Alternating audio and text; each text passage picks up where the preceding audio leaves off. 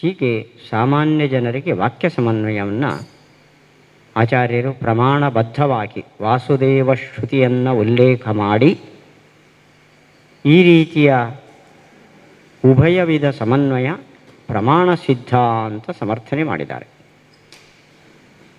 ಈ ಅಧಿಕರಣದಲ್ಲಿ ಪ್ರಕೃತಿ ಅಧಿಕರಣಕ್ಕೆ ಪ್ರವೇಶ ಮಾಡಿ ಎಲ್ಲ ಅಧಿಕರಣಗಳ ವಿಷಯಗಳನ್ನು ಸುಮಾರು 6 ಅಧಿಕರಣಗಳ ವಿಷಯಗಳನ್ನು ಆಚಾರ್ಯರು ಸ್ತ್ರೀ ಶಬ್ದಾಶ್ಚ ನಿಷೇಧಾರ್ಥಾ ಸರ್ವೇಪಿ ಬ್ರಹ್ಮವಾಚಕಾಃ ಅಂತ ವಿರೋಧಿ ಸರ್ವಬಾಹುಲ್ಯ ಕಾರಣ ಸ್ತ್ರೀ ನಿಷೇಧಿನಾಂ ಪೃಥಕ್ ಸಮನ್ವಯಾರ್ಥಾನಿ ಸ್ಥಾನಾನಿ ಏತಾನಿ ಸರ್ವಶಃ. ಈ ಪಾದದ 6 ಅಧಿಕರಣಗಳ ವಿಷಯಗಳನ್ನು ನಿರೂಪಣೆ ಮಾಡಿದರು. ಯಾಕೆಂದರೆ ನಾನು ಸೂತ್ರಗಳಿಗೆ ವ್ಯಾಖ್ಯಾನ ಮಾಡ್ತಿದ್ದೇನೆ ಅಂತ ಹೇಳ್ತಾ ಭಾಷ್ಯದಲ್ಲಿ ಇರೋದನ್ನು ಹೇಳೋದಿಲ್ಲ, ಆದರೆ ವ್ಯಾಖ್ಯಾನ ಮಾಡ್ತೇನೆ. ಇವೆರಡನ್ನೂ ಸಿದ್ಧಿಯಾಗೋಕ್ಕೋಸ್ಕರ ವಿಷಯ, ಪೂರ್ವಪಕ್ಷ ನ್ಯಾಯ, ಸಿದ್ಧಾಂತ ನ್ಯಾಯ ಇವುಗಳ ಸಂಗ್ರಹವನ್ನು ಆಚಾರ್ಯರು ಮಾಡ್ತಾ ಇದ್ದಾರೆ ಅಂತ ಟೀಕಾಕೃತ್ಪಾದರು ತೋರಿಸಿ ಕೊಟ್ಟರು. ಇಲ್ಲಿ ನಾವು ವಿಷಯದ ಸಂಗ್ರಹವನ್ನು ನೋಡಿದ್ದೆವು. ಇನ್ನು ಪೂರ್ವಪಕ್ಷ ಸಿದ್ಧಾಂತ ನ್ಯಾಯಗಳ ಸಂಗ್ರಹ ಮುಂದಿನ ವಾಕ್ಯದಲ್ಲಿದೆ. ಅದರ ವಿವರಣೆ ನ್ಯಾಯ ವಿವರಣಾ ಪಾಠ ಆಗುವಾಗ ನೋಡೋಣ. ನಾನು ಓದ್ತಾ ಹೋಗ್ತೇನೆ. ಸರ್ವಮಾನೈರ್ವಿರೋಧಶ್ಚ ವ್ಯುತ್ಪತ್ತೇ ಸರಿತಾನೆ ವ್ಯುತ್ಪತ್ತೇರಪ್ಯಶಕ್ಯತಾ ವ್ಯುತ್ಪತ್ತೇರಪಿ ಅಶಕ್ಯತಾ ಪರಸ್ಪರ ವಿರೋಧಶ್ಚ ವಿರೋಧ ಕಾರ್ಯತದ್ವತೋಃ ಸ್ತ್ರೀಲಿಂಗತ್ವಂ ನಿಷೇಧಶ್ಚ ಪೂರ್ವಪಕ್ಷೇಷು ಯುಕ್ತಯಃ ಸರ್ವಮಾನೈಃ ವಿರೋಧಃ. ಇದು ಮೊದಲನೇ ಅಧಿಕರಣದ ಪೂರ್ವಪಕ್ಷ ಯುಕ್ತಿ. ಪ್ರಥಮಾಧಿಕರಣದಲ್ಲಿ ಆನುಮಾನಿಕಾಧಿಕರಣದಲ್ಲಿ ದುಃಖ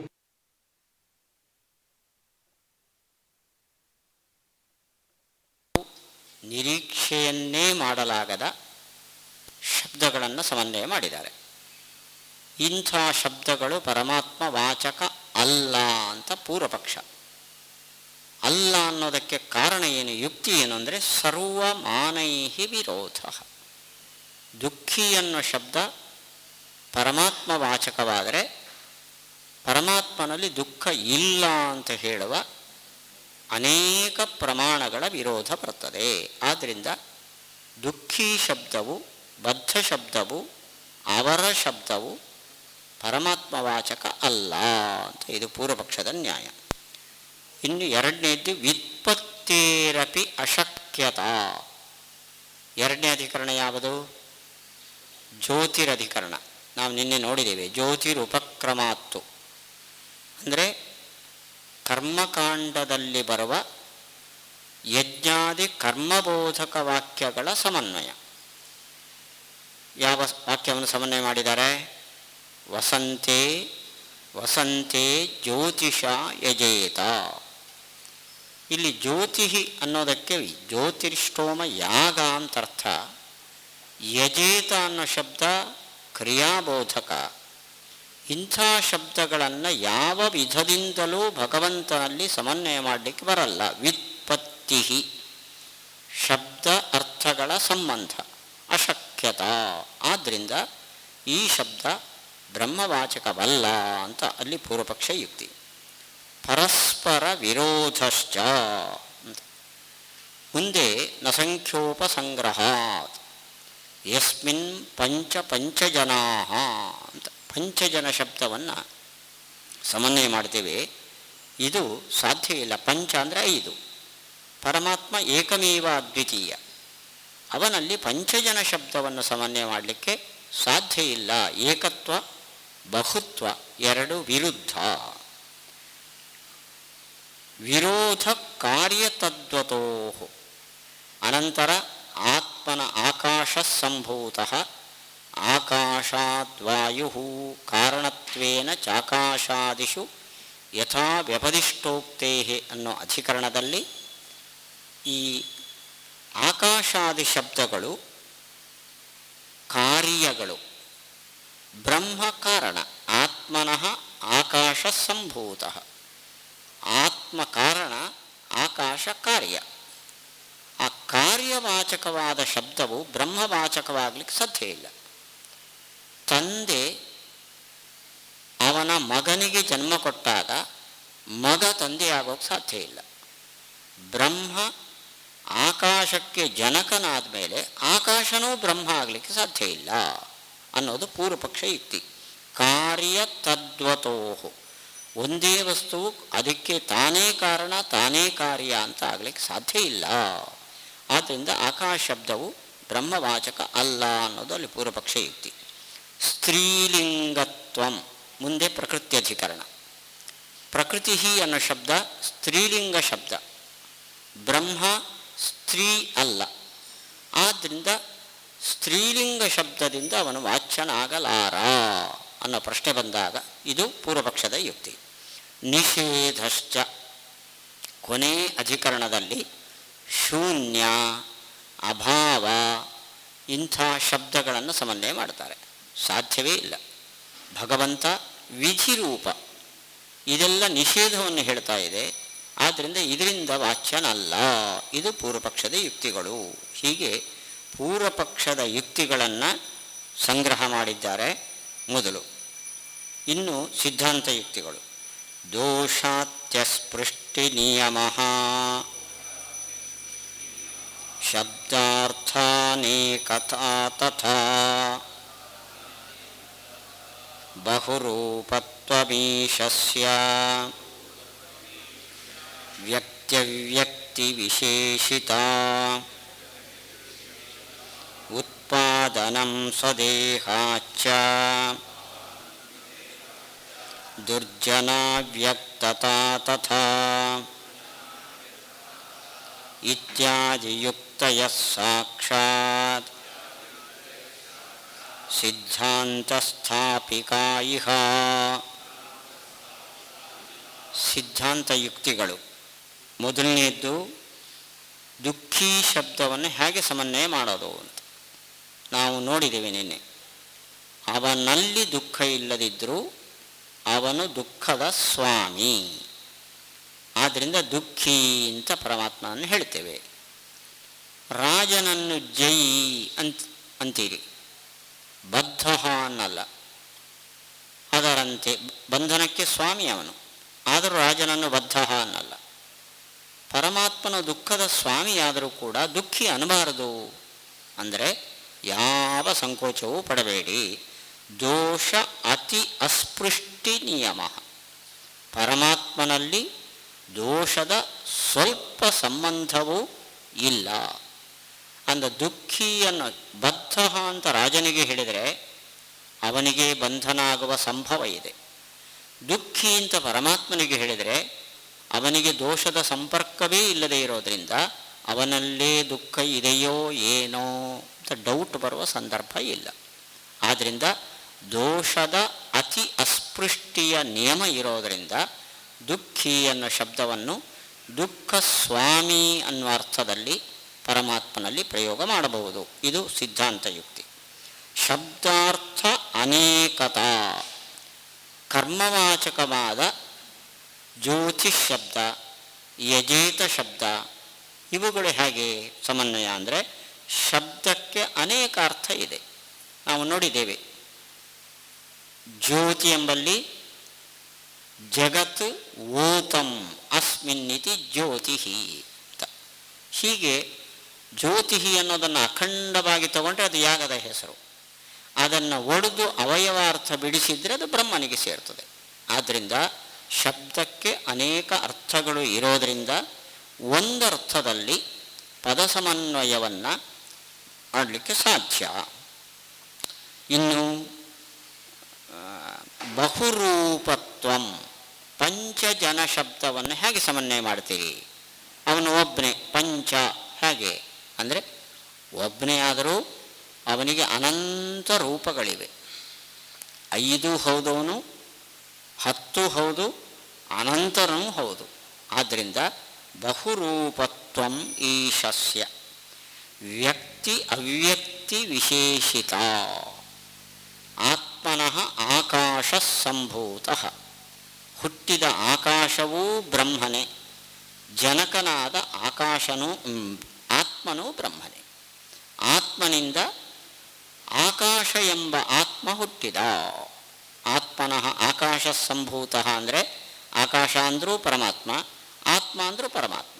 ಪರಮಾತ್ಮನಿಂದ ಆಕಾಶ ನಾಮಕನಾದ ಪರಮಾತ್ಮ ಹುಟ್ಟಿದ. ಅಲ್ಲ, ಹುಟ್ಟೋದು ಹೇಗೆ? ವ್ಯಕ್ತಿ. ಅದುವರೆಗೆ ಅವ್ಯಕ್ತ ಆಗಿತ್ತು ಆ ಆಕಾಶ ನಿಯಾಮಕ ರೂಪ, ಇವಾಗ ವ್ಯಕ್ತವಾಯಿತು. ಈ ಅರ್ಥದಲ್ಲಿ ಜನಕವಾಚಕ ಶಬ್ದ, ಜನ್ಯವಾಚಕ ಶಬ್ದ, ಕಾರಣವಾಚಕ ಶಬ್ದ, ಕಾರ್ಯವಾಚಕ ಶಬ್ದ ಎರಡೂ ಬ್ರಹ್ಮನಲ್ಲಿ ಕೂಡಿಸ್ಬೋದು. ವ್ಯಕ್ತಿ ಅವ್ಯಕ್ತಿ ವಿಶೇಷಿತ. ಇನ್ನು ಪ್ರಕೃತಿ ಶಬ್ದದಿಂದ ಅವನು ವಾಚ್ಯ ಯಾಕೆ? ಪ್ರಕೃತಿ ಅನ್ನೋದು ಸ್ತ್ರೀಲಿಂಗ ಶಬ್ದ, ಅವನು ಸ್ತ್ರೀಲಿಂಗ ಶಬ್ದದಿಂದ ವಾಚ್ಯ ಯಾಕೆ? ಅವನಿಗೆ ಸ್ತ್ರೀತ್ವ ಇಲ್ವಲ್ಲ. ಅದಕ್ಕೆ ಶ್ರುತಿ ಅಂತೂ ಸ್ತ್ರೀ ಅಂದರೆ ಏನು? ಸಾಕ್ಷಾತ್ ಪ್ರಸೂತಿ ಹೇತುತ್ವ. ಪುರುಷನು ತಾನೇ ಮಗುವನ್ನು ಹಡಿಯೋದಕ್ಕಾಗೋದಿಲ್ಲ, ಸ್ತ್ರೀ ದ್ವಾರ ಅವನು ಮಕ್ಕಳಿಗೆ ಜನಕನಾಗ್ತಾನೆ. ಆದರೆ ಸ್ತ್ರೀ ನೇರವಾಗಿ ಮಗುವಿಗೆ ಜನ್ಮ ನೀಡ್ತಾಳೆ. ಹಾಗಾದರೆ ಸ್ತ್ರೀತ್ವ ಅಂದರೆ ಸಾಕ್ಷಾತ್ ಪ್ರಸೂತಿಗೆ ಯಾರು ಕಾರಣಳೋ ಅವಳು ಸ್ತ್ರೀ. ಪರಮಾತ್ಮ ಇಂಥ ಎಷ್ಟು ಮಕ್ಕಳನ್ನು ಪಡೆದಿದ್ದಾನೆ ಅವನು. ಬ್ರಹ್ಮದೇವರು ಹುಟ್ಟಿರೋದೇ ಅವನಿಂದಲೇ, ಲಕ್ಷ್ಮೀದೇವಿಯ ಸಹಾಯವೇ ಇಲ್ಲದೆ. ಹಾಗಾದರೆ ಉತ್ಪಾದನಂ ಸ್ವದೇಹ, ತನ್ನ ದೇಹದಿಂದಲೇ ಮಕ್ಕಳ ಉತ್ಪಾದನೆಯನ್ನು ಪರಮಾತ್ಮ ಮಾಡಿರೋದರಿಂದ ಸಾಕ್ಷಾತ್ ಪ್ರಸೂತಿ ಹೇತುತ್ವ ಎಂಬ ಸ್ತ್ರೀತ್ವ ಅವನಲ್ಲಿ ಇದೆ. ದುರ್ಜನ ಅವ್ಯಕ್ತತಾ ತಥ. ಇನ್ನು ಶೂನ್ಯ, ಅಸತ್, ಅಭಾವ ಅಂದರೆ ಶೂನ್ಯ ಅಂದರೆ ಅವನು ಕಾಣಿಸಲ್ಲ, ಅಸತ್ ಅಂದರೆ ತೋರಲ್ಲ, ದುರ್ಜನರಿಗೆ ತೋರೋದಿಲ್ಲ ಅವನು. ಆದ್ದರಿಂದ ನಿಷೇಧವಾಚಕವಾದ ಶಬ್ದಗಳು ಅವನಲ್ಲಿ ಸಮನ್ವಯ ಆಗ್ತದೆ. ಹೀಗೆ 6 ವಿಷಯಗಳು, 6 ಪೂರ್ವಪಕ್ಷ ಯುಕ್ತಿಗಳು, 6 ಸಿದ್ಧಾಂತ ಯುಕ್ತಿಗಳು ಸಂಗ್ರಹ ಮಾಡಿ ಇಡೀ ಪಾದವನ್ನು ಆಚಾರ್ಯರು ಒಂದು ಔಟ್ಲುಕ್, ಅದರ ಪೂರ್ಣ ಒಂದು ಕಲ್ಪನೆಯನ್ನು ಕೊಟ್ಟಿದ್ದಾರೆ. ಇತ್ಯಾದಿ ಯುಕ್ತಯ ಸಾಕ್ಷಾತ್ ಸಿದ್ಧಾಂತ ಸ್ಥಾಪಿಕಾ ಇಹ ಸರ್ವೇತ್ಯನೇನೈವ ಸಮಾಕರ್ಷ ಅಧಿಕರಣಾರ್ಥೋಪಿ ಸಂಗೃಹೀತಃ ಸರ್ವೈರ್ಮಾನೈರ್ವಿರೋಧಶ್ಚ ಅಂತ ಮೊದಲನೇ ಪೂರ್ವಪಕ್ಷ ಯುಕ್ತಿ. ಆ ಪೂರ್ವಪಕ್ಷ ಯುಕ್ತಿ ಮೊದಲನೇ ಅಧಿಕರಣಕ್ಕೆ ಅಂದರೆ ದುಃಖಿ ಮೊದಲಾದ ಶಬ್ದಗಳನ್ನು ಸಮನ್ವಯ ಮಾಡುವ ಅಧಿಕರಣಕ್ಕೂ ಪೂರ್ವಪಕ್ಷ ಯುಕ್ತಿ, ಕೊನೆ ಸಮಾಕರ್ಷಾತ್ ಅನ್ನೋ ಅಧಿಕರಣಕ್ಕೂ ಅಲ್ಲೇ ಇರುವಂಥದ್ದು ಅಧಿಕರಣಕ್ಕೂ ಅದೇ ಪೂರ್ವಪಕ್ಷ ಯುಕ್ತಿ. ಸಮಾಕರ್ಷಾತ್ ಅಂದರೆ ಪರಮಾತ್ಮವಾಚಕವಾದ ಶಬ್ದವನ್ನು ಎಳೆದು ತಂದು ಜಗತ್ತಿನಲ್ಲಿ ನಾವು ಪ್ರಯೋಗ ಮಾಡೋದು ಅಂತ. ತಸ್ಯ ಜ್ಯೋತಿರಧಿಕರಣ ಅರ್ಥ ಆಕ್ಷೇಪ ಪರಿಹಾರಾರ್ಥತ್ವಾತ್. ಜ್ಯೋತಿರಧಿಕರಣ ಆದಮೇಲೆ ಸಮಾಕರ್ಷಾಧಿಕರಣ ಬರ್ತದೆ. ಜ್ಯೋತಿರಧಿಕರಣದಲ್ಲಿ ಏನು ಹೇಳಿತು ಬ್ರಹ್ಮಸೂತ್ರ? ಕರ್ಮಕಾಂಡದಲ್ಲಿರುವ ಎಲ್ಲ ಶಬ್ದವೂ ಕೂಡ ಭಗವದ್ವಾಚಕ. ಹಾಗಾದರೆ ಜ್ಯೋತಿಷ್ಠೋಮ, ಕಾರೀರಿ, ಪುತ್ರೀಷ್ಟಿ ಯಾವುದು ಯಾಗ ಸಿದ್ಧ ಆಗಲಿಕ್ಕಿಲ್ಲ, ಅದೆಲ್ಲ ದೇವ್ರದ ಹೆಸರು ಅಂದಾಗ ಸಮಾಕರ್ಷಾತ್. ಕರ್ಮಸ್ವರೂಪ ಸಿದ್ಧ ಆಗಲಿಕ್ಕಿಲ್ಲ ಅನ್ನೋ ಆಕ್ಷೇಪ ಬಂದಾಗ ಸಮಾಕರ್ಷಾತ್.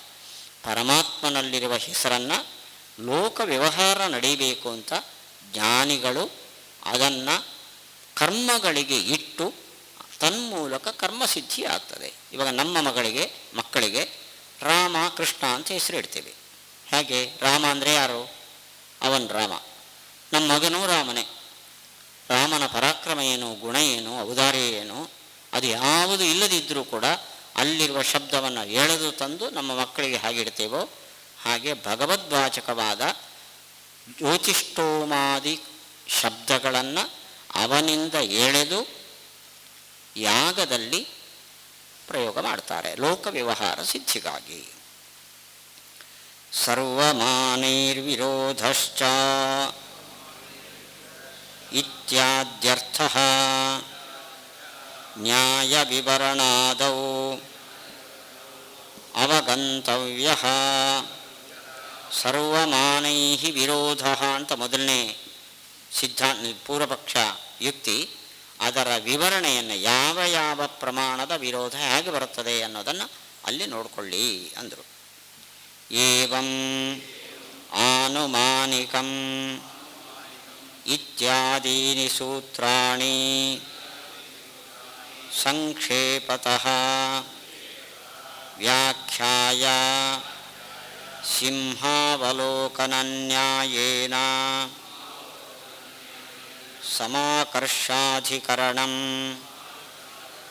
ಜ್ಯೋತಿರಧಿಕರಣಂಚ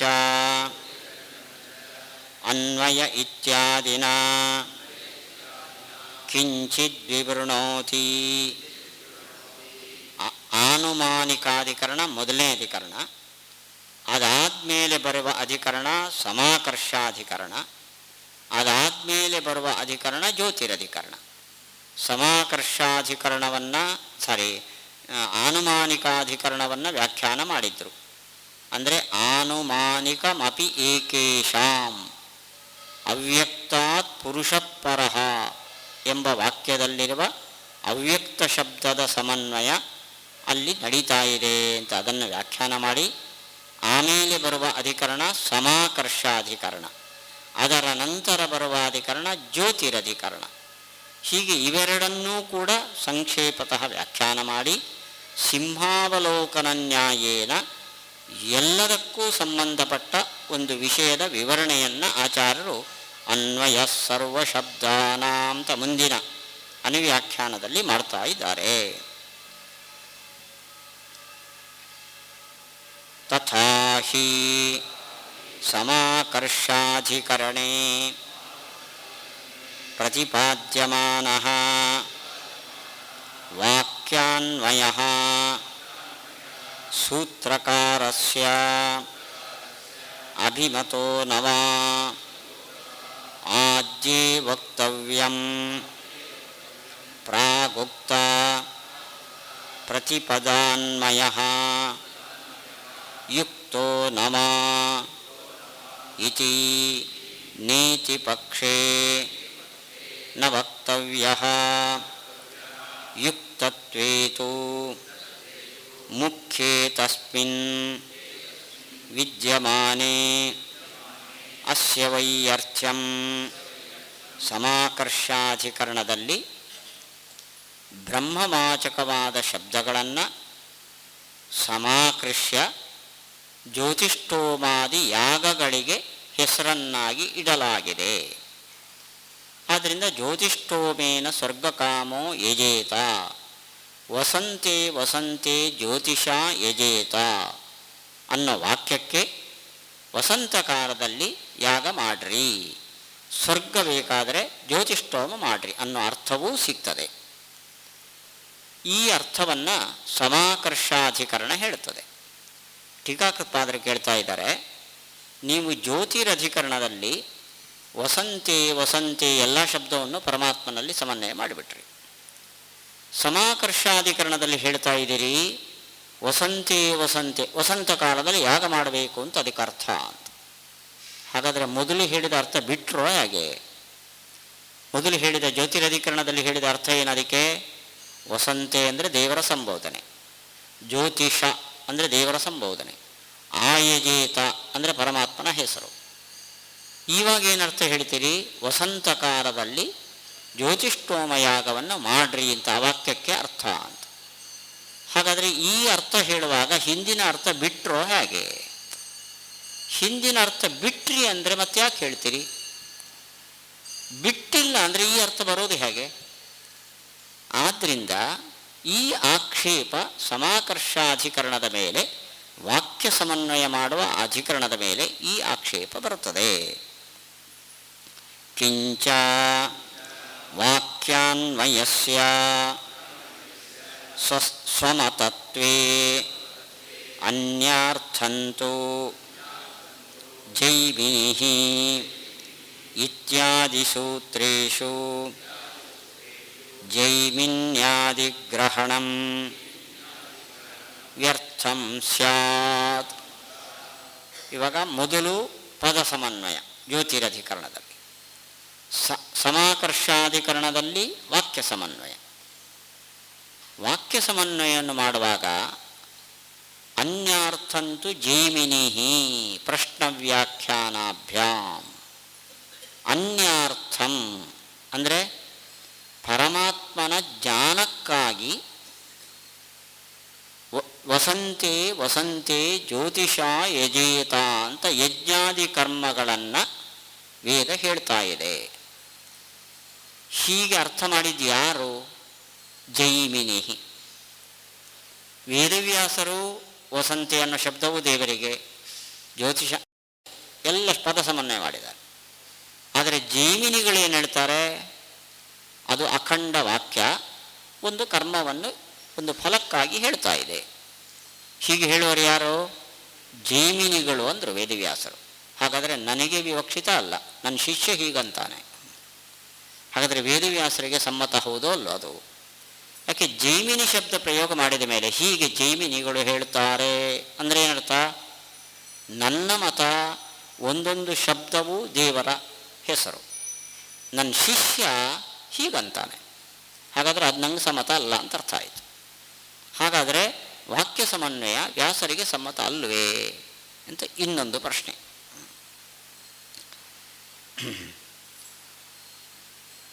ಅಪಿ ಚ ಪ್ರತಿಜ್ಞಾ ಸಿದ್ಧೇಃ ಲಿಂಗಂ ಆಶ್ಮರಥ್ಯಃ ಉತ್ಕ್ರಮಿಷ್ಯತಃ ಏವಂ ಭಾವಾತ್ ಇತ್ಯೌಡುಲೋಮಿಃ ಅವಸ್ಥಿತೇಃ ಇತಿ ಕಾಶಕೃಷ್ಣಃ ಇತಿ ವಾಕ್ಯಾನ್ವಯಃ ತ್ರಿಪ್ರಕಾರಃ ಅಭಿಹಿತಃ. ವಾಕ್ಯಾನ್ವಯವನ್ನು ವ್ಯಾಸರ 3 ಜನ ಶಿಷ್ಯರು 3 ರೀತಿ ಹೇಳ್ತಾರೆ. ಒಂದು ಜೈಮಿನಿಗಳು, ಎರಡನೇದ್ದು ಆಶ್ಮರಥ್ಯರು, ಆಮೇಲೆ ಔಡುಲೋಮಿಗಳು ಕಾಶಕೃಷ್ಣರು. 4 ಜನ ಶಿಷ್ಯರು 4 ವಿಧವಾಗಿ ವಾಕ್ಯ ಸಮನ್ವಯವನ್ನು ಬ್ರಹ್ಮರಲ್ಲಿ ಮಾಡ್ತಾರೆ. ಹಾಗಾದರೆ ಒಬ್ಬರು ಹೇಳಿದಂತೆ ಒಬ್ಬರು ಹೇಳಲ್ಲ ವಾಕ್ಯಾನ್ವಯ, ವಾಕ್ಯ ಸಮನ್ವಯ. ಹಾಗಾದರೆ ಅವೆಲ್ಲ ವಿರುದ್ಧನೋ? ಅದು ಅವರವರಿಗೆ ಮಾತ್ರ ಸಂಬಂಧಪಟ್ಟಿದ್ದು, ವೇದವ್ಯಾಸರಿಗೆ ಸಂಬಂಧಪಟ್ಟಿಲ್ಲ. ಒಬ್ಬರು ಹೇಳಿದಂತೆ ಮತ್ತೊಬ್ಬರು ಹೇಳಲ್ಲ. ಇವೆಲ್ಲವೂ ಸರಿಯಾಗೋದು ಹೇಗೆ? ಇಲ್ಲಿ ವಿರುದ್ಧ ಅಲ್ವ ಇದು? ಒಬ್ಬೊಬ್ಬರು ಒಂದೊಂದು ರೀತಿ ಹೇಳಿದರೆ ತಸ್ಯ ಪರಸ್ಪರ ವಿರೋಧೇ ಪರಸ್ಪರಂ ಅವಿರೋಧೇ ಮತಭೇದೋ ನ ಸ್ಯಾತ್. ಜೈಮಿನಿಗೂ ಕಾಶಕೃಷ್ಣಗೂ ಔಡುಲೋಮಿಗೂ ಆಶ್ಮರಥ್ಯರಿಗೂ ವ್ಯತ್ಯಾಸ ಇಲ್ಲ ಅಂದರೆ ಇದು ಅವರ ಮತ, ಇದು ಇವ್ರ ಮತ ಅಂತ ಕೇಳಬೇಕು. ಅವರ ಮತ ಅಂದಮೇಲೆ ಅದು ಒಬ್ಬರಿಗೆ ಒಂದು ಸಮ್ಮತ ಅಲ್ಲ ಅಂತ ಅರ್ಥ. ಅಲ್ಲಿಗೆ ವಿರುದ್ಧವಾದ 4 ಮತಗಳು. ಈ 4 ಒಪ್ಪಿಕೊಳ್ಳೋದು ಹೇಗೆ ವಿರುದ್ಧ ಅಂದಮೇಲೆ? ವಿರೋಧೇತು ಕಥಂ ಸೂತ್ರಕಾರ ಅಭಿಮತತ್ವಂ. ಪರಸ್ಪರ ವಿರುದ್ಧವಾದ ಮತಗಳು ಅಂತಾದಮೇಲೆ ವೇದವ್ಯಾಸರಿಗೆ ಸಮ್ಮತ ಆಗೋದು ಹೇಗೆ? ಅಥ ಸೂತ್ರಕಾರಸ್ಯ ಅನಭಿಮತಃ ವಾಕ್ಯಾನ್ವಯಃ ತದಾ ನಿರಾಕರಣಸೂತ್ರೇಣ ಭಾವ್ಯಂ ನ ಚೈತದಸ್ತಿ ತತ್ಕಥಂ ಏತತ್ ಇತ್ಯತ ಆಹ ಅನ್ವಯ ಇತಿ. ಹೌದು, ಶಿಷ್ಯರು ಹೇಳ್ತಾರೆ, ವ್ಯಾಸರಿಗೆ ಈ ವಾಕ್ಯಾನ್ವಯದ ತಾತ್ಪರ್ಯ ಇಲ್ಲ, ಅವರಿಗೆ ಪದ ಸಮನ್ವಯ.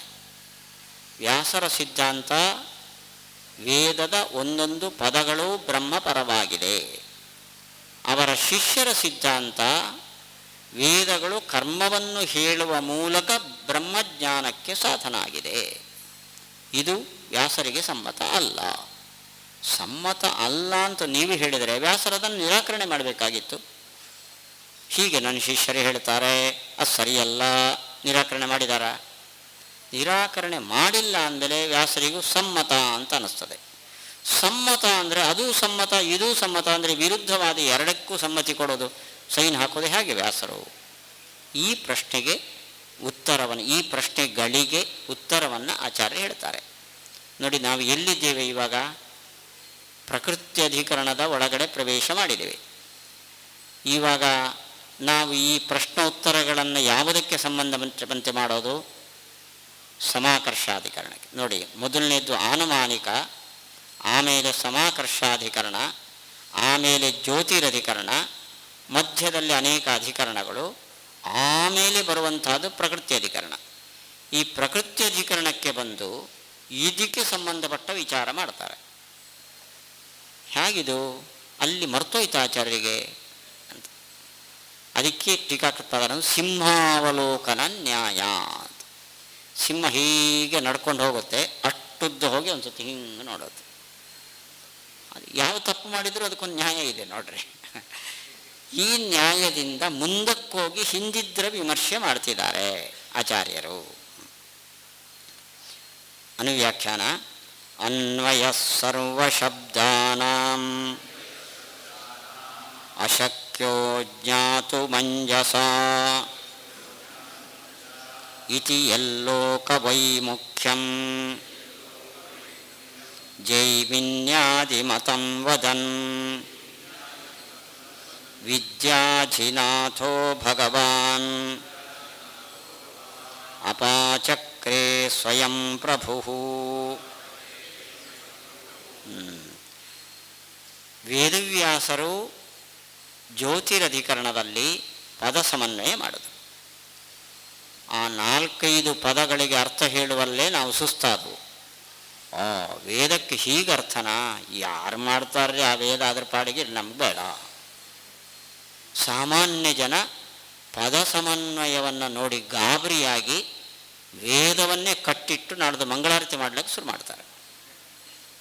ಅದಕ್ಕೋಸ್ಕರ ವಿದ್ಯಾಧಿನಾಥ ವಾಕ್ಯ ಸಮನ್ವಯವನ್ನು ಜೈಮಿನಿಗಳ ಹೆಸರು ಹೇಳಿ ವಾಕ್ಯ ಸಮನ್ವಯವನ್ನು ಮಾಡುವ ಮೂಲಕ ಸಾಮಾನ್ಯ ಜನರ ಬಳಿಗೂ ಅದು ಹೋಗಲಿ, ಅವರು ವಿಮುಖರಾಗೋದು ಬೇಡ ಅನ್ನೋ ದೃಷ್ಟಿಯಿಂದ ವಾಕ್ಯಾನ್ವಯವನ್ನು ಹೇಳಿದ್ದಾರೆ.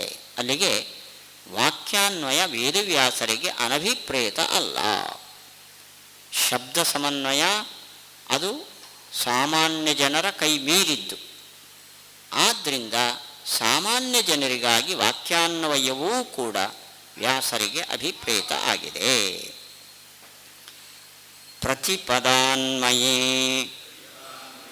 ಅಭಿಹಿತೇಹಿ ಮಂದ ಅಧಿಕಾರಿಣಾಂ ಮೋಕ್ಷಮಾರ್ಗವೈಮುಖ್ಯಂ ಸ್ಯಾತ್ ಸರ್ವಶಬ್ದಾನಾಂ ಬ್ರಹ್ಮಣಿ ಅಂಜಸಾ. ಅನುವ್ಯಾಖ್ಯಾನದಲ್ಲಿ ಅಂಜಸ ಅನ್ನೋ ಶಬ್ದ ಇದೆ. ಅದಕ್ಕೆ ಅರ್ಥ ಮುಖ್ಯಯ ವೃತ್ಯ ಅನ್ವಯ ತಾವತ್ ಜ್ಞಾತುಂ ಅಶಕ್ಯ ಕಶ್ಚಂದಸಾಂ ಇತಿ ಶ್ರುತೇಃ ನ ಚ ತಜ್ಞಾನೇನ ವಿನಾ ಮೋಕ್ಷಃ ನ ಚ ಅಶಕ್ಯೇ ಪ್ರವೃತ್ತಿಃ ಯುಕ್ತಾ ಆಕಾಶರೋಮಂಥನಾದೌ ಪ್ರವೃತ್ಯದರ್ಶನಾತ್ ತಥಾ ಚಾಹುಃ ವ್ಯಸನಾನಿ ದುರಂತಾನಿ ಸಮವ್ಯಯಫಲಾನಿ ಚ ಅಶಕ್ಯಾನಿ ಚ ವಸ್ತೂನಿ ನಾರಭೇತ ವಿಚಕ್ಷಣಃ ಇತಿ ತಸ್ಮಾತ್ ಆಸ್ತಾಂ ಅಯಂ ಮೋಕ್ಷಃ ಶಕ್ಯಾನುಷ್ಠಾನ ಸಾಧನ ಧರ್ಮಾದ್ಯರ್ಥಮೇವ ಪ್ರವರ್ತೆ ಅಹಂ ಇತಿ ಏವಂ ಮಂದಲೋಕಸ್ಯ ಮೋಕ್ಷಮಾರ್ಗವೈಮುಖ್ಯಂ ಭಗವಾನ್ ಸೂತ್ರಕಾರಃ ಸ್ವಯಮೇವ ಜೈಮಿನ್ಯಾದಿಮತಂ ಏತತ್ ಇತಿ ವದನ್ ವಾಕ್ಯಾನ್ವಯಪ್ರದರ್ಶನೇನ ನಿರಾಕೃತವಾನ್. ಶಬ್ದಾನ್ವಯವನ್ನು ಅಂದರೆ ಪದಸಮನ್ವಯವನ್ನು ಜ್ಯೋತಿರಧಿಕರಣದಲ್ಲಿ ವ್ಯಾಸರು ಮಾಡಿದರು. ಇದರಿಂದ ಏನು ತಿಳಿತಿದೆ ಅಂದರೆ ವೇದಕ್ಕೆ ಹೀಗೆ ಅರ್ಥ ಮಾಡಬೇಕು ಅಂತ. ವೇದವೇ ಹೇಳ್ತು ಒಂದೊಂದು ಪದವನ್ನು ಭಗವದ್ವಾಚಕ ಅಂತ ಕಶ್ಚಂದಸಾಂ ವೇದ ಮಾವೇಧ ತೀರ, ಯಾರು ತಿಳಿಯೋಕ್ಕೆ ಸಾಧ್ಯ ಅಂತ. ಹಾಗಾದರೆ ವೇದದ ಅರ್ಥ ತಿಳಿಯದೆ ಮೋಕ್ಷಕ್ಕೆ ಬೇರೆ ಉಪಾಯ ಇಲ್ಲ. ತಿಳಿಯೋದು ನಮ್ಮ ಕಡೆಯಿಂದ ಸಾಧ್ಯ ಇಲ್ಲ. ನೋಡಿ, ಒಂದು ಮಾತು ಹೇಳ್ತಾರೆ, ನಹಿ ಆಕಾಶ ರೋಮಂಥನಾದೌ ಕಶ್ಚಿತ್ ಪ್ರವರ್ತದೆ. ನಾವು ಬಾಯಲ್ಲಿ ಅವಲಕ್ಕಿನೋ ಅಥವಾ ಅನ್ನನೋ ಹಾಕ್ಕೊಂಡು ಜಗಿಬೋದು. ಆಕಾಶ ಬಾಯಲ್ಲಿದೆ ಅಂದ್ಕೊಂಡು ಹಂಗೆ ಮಾಡೋಕ್ಕಾಗತ್ತಾ? ಜಗಿಯೋದು ಅಸಾಧ್ಯ. ಹಾಗೆ ಒಂದೊಂದು ಪದವನ್ನು ಕೂಡ ಆಚಾರ್ಯರು ತೋರಿಸಿದಂತೆ ಭಗವಂತನಲ್ಲಿ ಸಮನ್ವಯ ಮಾಡಬೇಕು. ಇದು ವೇದದ ಅರ್ಥ. ಈ ವೇದ ನಮ್ಮ ಕೈಯಿಂದ ಆಗೋಕ್ಕೆ ಸಾಧ್ಯ ಇಲ್ಲ. ಆದ್ದರಿಂದ ಆ ವೇದದ ಬಗ್ಗೆ ವೈಮುಖ್ಯ ಸಾಮಾನ್ಯ ಜನಕ್ಕೆ ಬರ್ತದೆ. ವೈಮುಖ್ಯ ಬರೋದಲ್ಲ, ಆ ವೈಮುಖ್ಯ ಸರಿ ಅಂತ ಪ್ರಾಜ್ಞರೇ ಹೇಳ್ತಾರೆ. ನೋಡಿ, ಒಂದು ಗಾದೆಯನ್ನು, ಹಿರಿಯರ ಮಾತನ್ನು ಉಲ್ಲೇಖಿಸ್ತಾರೆ, ತಥಾ ಚಾಹುಹು ಅಂತ. ನಾವು ಯಾವ ಕೆಲಸ ಮಾಡಬಾರ್ದು ಅಂತ. ವ್ಯಸನಾನಿ ದುರಂತಾನಿ. ವ್ಯಸನ ಅಂದರೆ ಚಟ. ಚಟ ಅಂದರೆ ಬೇಡದೇರನ್ನು ಕುಡಿಯೋದು, ಇಂಥದ್ದೆಲ್ಲ ಚಟಗಳು. ಇದು ದುರಂತ. ಆರಂಭದಲ್ಲಿ ಬಹಳ ಚೆಂದ ಕಾಣಿಸುತ್ತೆ, ಅದು ನಶ್ಯನೋ ಇನ್ನೊಂದೋ ಮತ್ತೊಂದೋ ಬಹಳ ಖುಷಿ ಅನಿಸುತ್ತೆ ಅದು. ಆದರೆ ಅದರ ಅಂತ ದುರ್. ಕೊನೆಯಲ್ಲಿ ನೀವು ಸಿಗರೇಟ್ ಸೇರ್ತಾ ಇದ್ದೀರಾ, ಕ್ಯಾನ್ಸರ್ ಇದೆ ಅಂತ. ಅದರ ಪರಿಣಾಮ ದುರಂತ. ಇಂಥದ್ದನ್ನು ತಿಳಿದವರು ಮಾಡಬಾರದು. ಒಂದು. ಎರಡನೇದು ಸಮವ್ಯಯ ಫಲಾನಿಚ. ನಿಮ್ಮ ಇನ್ವೆಸ್ಟ್ಮೆಂಟು ಪ್ರಾಫಿಟ್, ವ್ಯಯ ಆಯ ಎರಡು ಈಕ್ವಲ್ ಆದರೆ ಆ ಕೆಲಸ ಮಾಡೋಕ್ಕೆ ಹೋಗ್ಬೇಡ್ರಿ. ಸಮವ್ಯಯ ಫಲಾನಿಚ.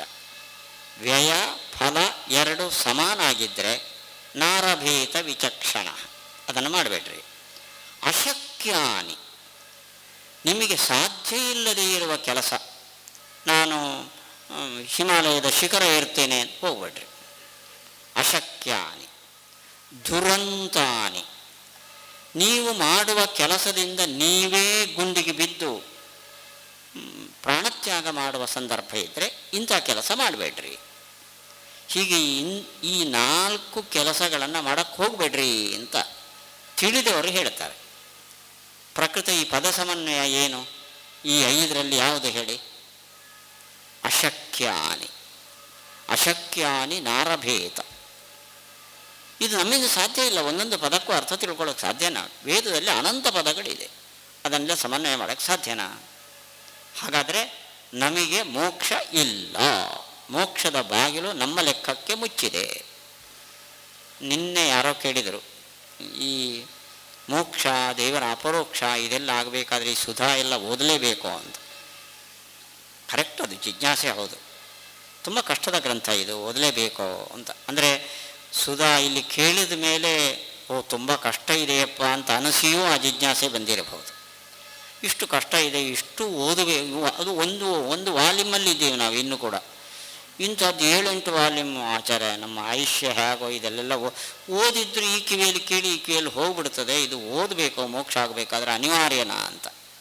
ನೋಡಿ ಇಲ್ಲಿ ಟೀಕಾಕತ್ಪಾದರು ಏನಂದರು, ವೇದಕ್ಕೆ ಅರ್ಥ ಮಾಡೋದು ಪದ ಸಮನ್ವಯನೇ ಆದರೆ ಅದು ನಮ್ಮ ಕಡೆಯಿಂದ ಮಾಡೋಕ್ಕೆ ಸಾಧ್ಯ ಇಲ್ಲ ಅಂದ್ಕೊಂಡು ಯಾರೂ ವೇದದ ಬಳಿಗೆ ಹೋಗಲ್ಲ. ವೇದದ ಬಳಿಗೆ ಹೋಗದೇ ಇದ್ದರೆ ಏನಾಯಿತು? ವೇದದ ಬಳಿಗೆ ಹೋಗಲ್ಲ, ನಾವು ಬೇರೆ ಗ್ರಂಥದಿಂದ ಮೋಕ್ಷ ಪಡಿತೇವೆ, ಇಲ್ಲ. ವೇದದ ಅರ್ಥ ತಿಳ್ಕೊಳ್ಳದೆ ಹೋದರೆ ನಿಮಗೆ ಮೋಕ್ಷ ಮಾರ್ಗ ಬಂದು ಅಂತ ಅರ್ಥ. ಇಲ್ಲಿ ನೋಡಿ ಹೇಳ್ತಾರೆ, ನಚ ತಜ್ಞಾನೇನ ವಿನಾ ಮೋಕ್ಷ. ವೇದದ ಅರ್ಥಜ್ಞಾನ ಇಲ್ಲದೆ ಮೋಕ್ಷ ಇಲ್ಲ.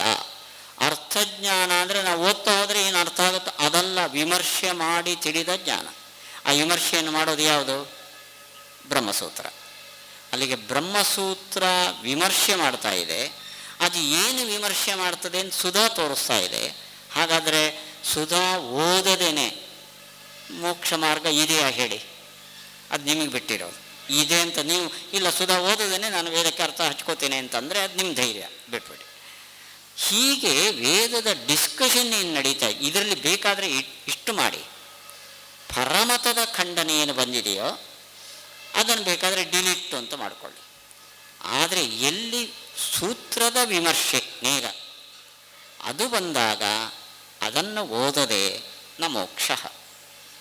ಇದನ್ನು ವೇದವ್ಯಾಸರೇ ಸೂತ್ರದಲ್ಲಿ ಹೇಳ್ತಾರೆ, ಸರ್ವ ವೇದಾಂತ ಪ್ರತ್ಯಯಂ ಚೋದನಾದ್ಯ ವಿಶೇಷಾತ್.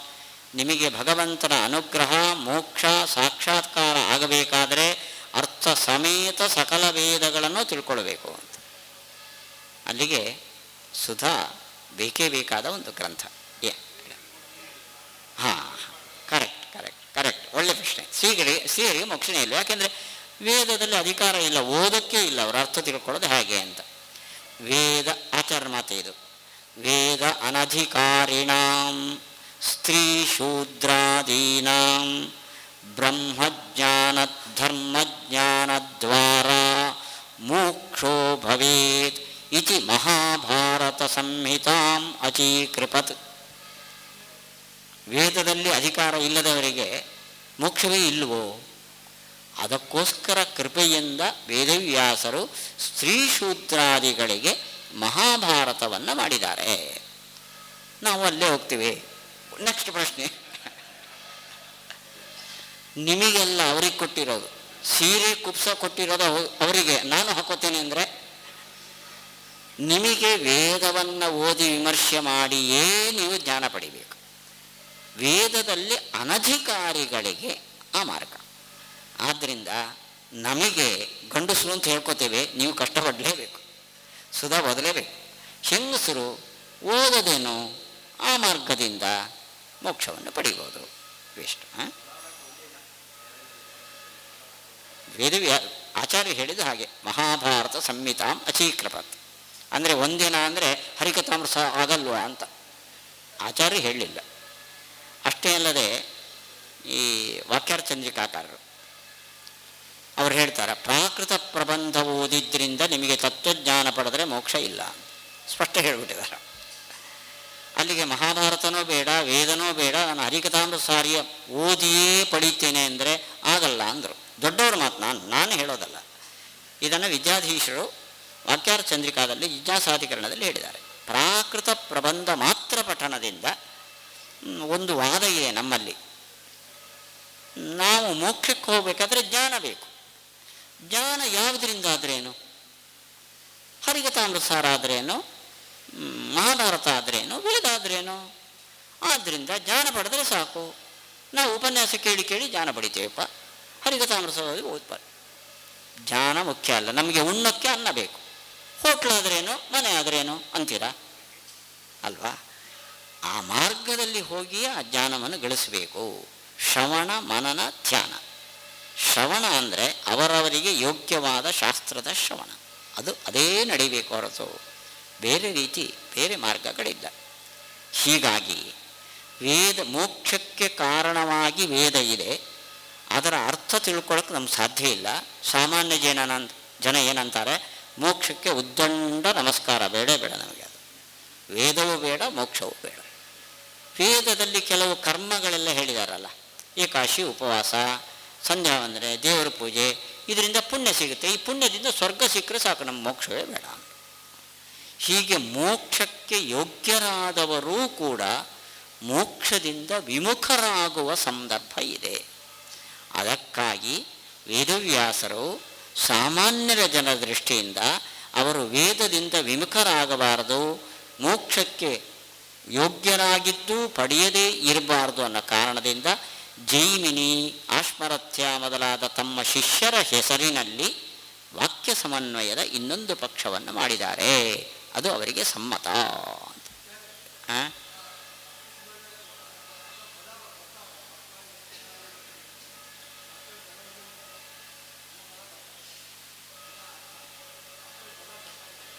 ನನಗೆ ಏನು ಗೊತ್ತಾಗಿಲ್ಲ.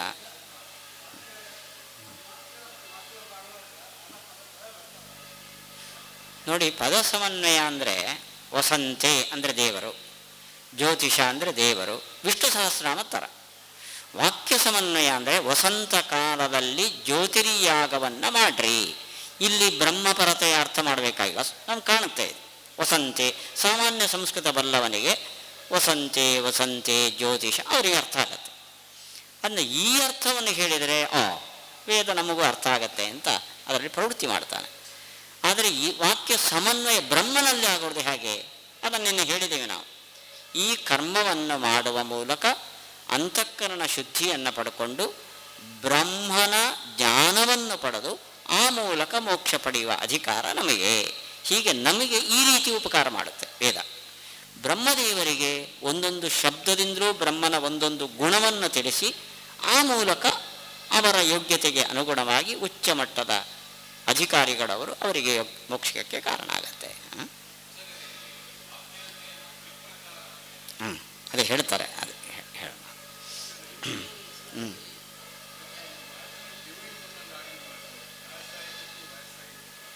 ಡಿವೈಡ್ ಅಲ್ಲ ನೋಡಿ. ಇವಾಗ ಬ್ರಹ್ಮಸೂತ್ರ ಇದೆ, ಅದಕ್ಕೆ ವ್ಯಾಖ್ಯಾನ ಅನುವ್ಯಾಖ್ಯಾನ ಇದೆ. ಅದಕ್ಕೆ ವ್ಯಾಖ್ಯಾನ ಸುಧಾ, ಸುಧಾಕ್ಕೆ ವ್ಯಾಖ್ಯಾನ ತುಂಬ ಇದೆ.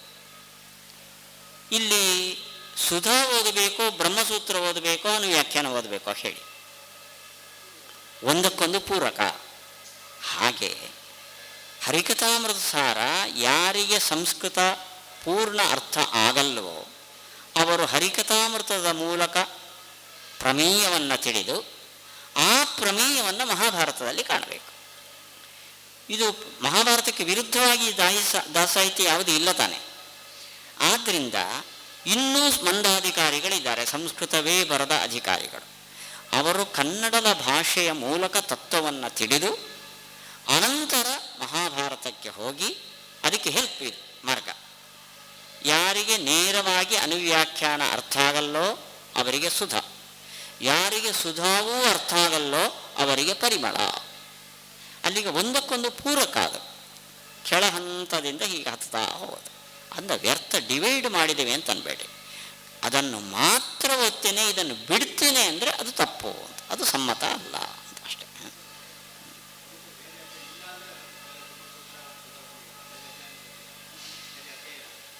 ವೇದಾಧ್ಯಯನ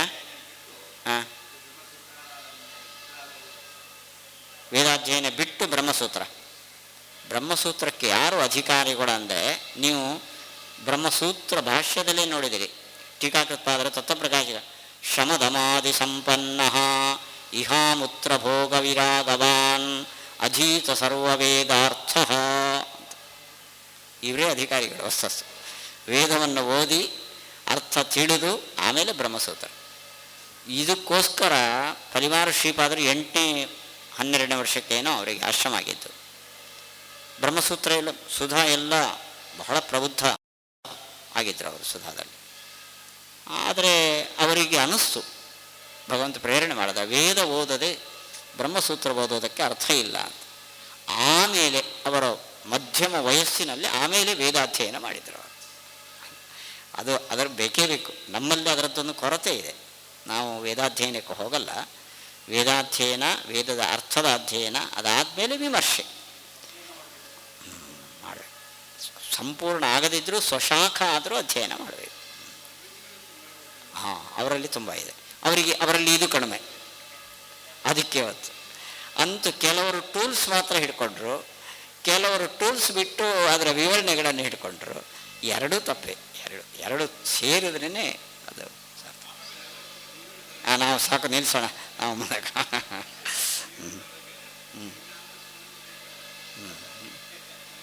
ಹರಿನಾಮ ಸ್ಮರಣೆಯಿಂದ ಪಾಪನಾಶ ಆಗುತ್ತೆ ಹೊರತು ಮೋಕ್ಷ ಸಿಗಲ್ಲ.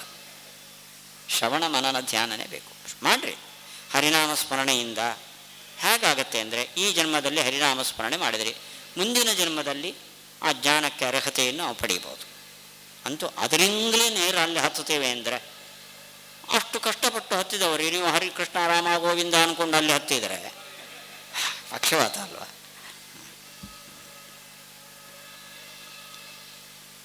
ನೋಡಿ, ತಸ್ಮಾತ್ ಆಸ್ತಾಮಯಂ ಮೋಕ್ಷ, ನಮ್ಮ ಮಾತೇ ಹೇಳಿದ್ದಾರೆ. ಈ ಮೋಕ್ಷ ಎಲ್ಲ ಇಟ್ಬಿಟ್ರಿ ನಮಗಾಗಲ್ಲ ಅದು ಅಂತ ಉದಾಸೀನರಾಗ್ತಾರೆ ಅವರು. ಅನೇನ ಸ್ವಾಭಿಮತ ಏವ ವಾಕ್ಯಾನ್ವಯ ಅತಃ ನ ನಿರಾಕರಣ ಸೂತ್ರಾಭಾವ ದೋಷಾಯ. ಅಲ್ಲಿಗೆ ಶಿಷ್ಯರು ಹೇಳಿದ ವಾಕ್ಯಾನ್ವಯ ವೇದವ್ಯಾಸರಿಗೂ ಅಭಿಮತ. ಅನಭಿಮತ ಆಗಿದ್ದರೆ ನಿರಾಕರಣೆ ಮಾಡುವ ಸೂತ್ರ ಮಾಡ್ತಿದ್ರು. ಸೂತ್ರ ಮಾಡಿಲ್ಲವರಾದ್ದರಿಂದ ಅವರಿಗೂ ಸಮ್ಮತ. ಪ್ರತಿಪದಾನ್ವಯಶ್ಚ ಯುಕ್ತ ಏವ ಇತಿ ತದ್ವ್ಯುತ್ಪಾದನಂ ಉಪಪನ್ನಮೇವ. ಹಾಗಾದರೆ ವಾಕ್ಯಾನ್ವಯದಿಂದಲೇ ಭಗವಂತನ ಅನುಗ್ರಹ ಮೋಕ್ಷ ಆಗಬೇಕಾದ್ರೆ ಪ್ರತಿಪದಾನ್ವಯ, ಪದ ಸಮನ್ವಯ ಯಾಕೆ ಮಾಡಿದರು? ಅದೂ ಬೇಕು. ಯಾಕೆ? ಅದಕ್ಕೂ ಅಧಿಕಾರಿಗಳು ಬ್ರಹ್ಮದೇವರು ಇದ್ದಾರೆ. ಅವರು ಹಾಗೇ ಮಾಡಬೇಕು, ನಾವು ಹೀಗೆ ಮಾಡಬೇಕು. ಅಂದರೆ ಎರಡೂ ಬೇಕು.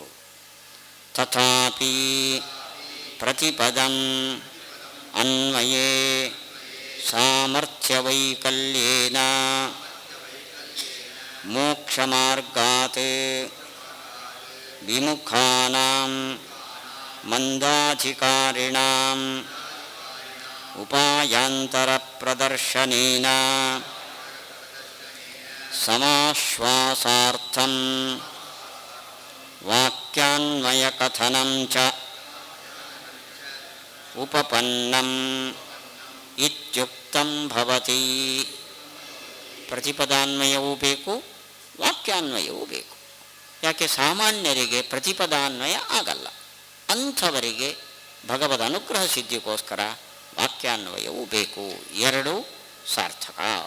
ಅದರಿಂದ ಜ್ಯೋತಿರಧಿಕರಣನೂ ಬೇಕು, ಸಮಾಕರ್ಷಾಧಿಕರಣನೂ ಬೇಕು. ತರ್ಹಿ ಜೈಮಿನ್ಯಾದಿಗ್ರಹಣಂ ವ್ಯರ್ಥಂ ಇತ್ಯುಕ್ತಂ ಇತ್ಯತ ಆಹ ಸ್ವಶಿಷ್ಯಾಣಾಮಿತಿ. ಹಾಗಾದರೆ ವಾಕ್ಯಾನ್ವಯವು ವೇದವ್ಯಾಸರಿಗೆ ಸಮ್ಮತ ಆದರೆ ಜೈಮಿನಿಗಳು ಹೇಳ್ತಾರೆ ಆಸ್ಮರತ್ಯ. ಅವರು ಹೇಳ್ತಾರೆ ಅಂದರೆ ನಾನು ಹೇಳಲ್ಲ ಅಂತ ಅರ್ಥ ಅಲ್ವಾ? ಹಾಗನ್ಬೇಡ್ರಿ. ಅದನ್ನು ಯಾಕೆ ಹೇಳಿದ್ದು ನಾನು ಹೇಳ್ತೇನೆ ಅಂದರು ಆಚಾರ್ಯ. ಸ್ವಶಿಷ್ಯಾಣಾಂ ಪ್ರಸಿದ್ಧ್ಯರ್ಥಂ ಮತಮಾತ್ಮೀಯಮಂಶತಃ ವಿಜ್ಞಾತಂ ತೈರ್ಜಗಾದಾತ್ರ ತಾರತಮ್ಯಂ ನೃಣಾಂ ವದನ್. ಯಾಕೆ ಶಿಷ್ಯರ ಹೆಸರು ಹೇಳೋದರೆಂದರೆ ಸ್ವಶಿಷ್ಯಾಣಾಂ ಪ್ರಸಿದ್ಧ್ಯರ್ಥಂ. ವೇದವ್ಯಾಸರು ತಮ್ಮ ಶಿಷ್ಯರ ಹೆಸರನ್ನು ಬ್ರಹ್ಮಸೂತ್ರದಲ್ಲಿ ಹೇಳಿದ್ರಿಂದ ಜೈಮಿನಿ ಅಂತ ಒಬ್ಬರು ಇದ್ದರು, ಆಶ್ಮರಥ್ಯ ಅಂತ ಒಬ್ಬರು ಇದ್ದರು. ಇಲ್ಲದಿದ್ದರೆ ಅವರ ಹೆಸರೇ ಮರೆತೋಗ್ತಿತ್ತು. ಅವರ ಶಿಷ್ಯರ ಪ್ರಸಿದ್ಧಿಗೋಸ್ಕರ ಅವರ ಹೆಸರನ್ನು ಉಲ್ಲೇಖ ಮಾಡಿದ್ದಾರೆ ಹೊರತು ತಮಗೆ ಅಸಮ್ಮತ ಅನ್ನೋ ಕಾರಣದಿಂದ ಮಾಡಿದ್ದಲ್ಲ. ಅದು ಶಿಷ್ಯಾನುಗ್ರಹ. ಅದು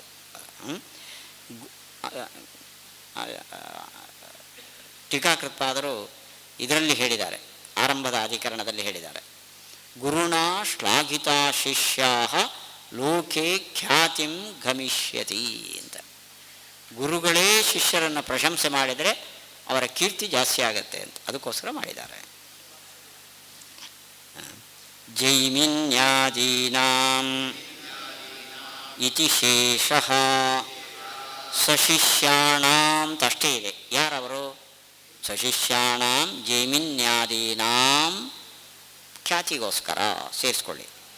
ನಾತ್ರ ಜೈಮಿನ್ಯಾದಿಗ್ರಹಣೇನ ತದೀಯಂ ಏವ ಏತನ್ಮತಂ ಇತ್ಯುಚ್ಯತೆ.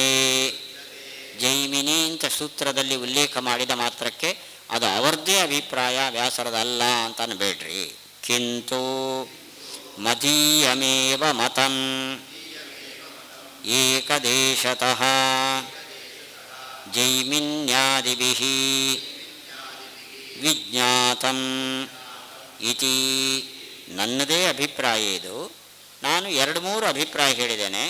ಒಬ್ಬ ಶಿಷ್ಯರು ಒಂದು ಹೇಳ್ತಾರೆ, ಒಬ್ಬ ಶಿಷ್ಯರು ನನ್ನದೇ ಮತ್ತೊಂದು ಅಭಿಪ್ರಾಯವನ್ನು ಹೇಳ್ತಾರೆ. ಅದನ್ನ ನನಗೆ ಸಮ್ಮತನೇ ಅಂತ ಅದರ ವಿವರಣೆಯನ್ನು ಟೀಕಾಕೃಪಾದರು ಕೊಟ್ಟರು.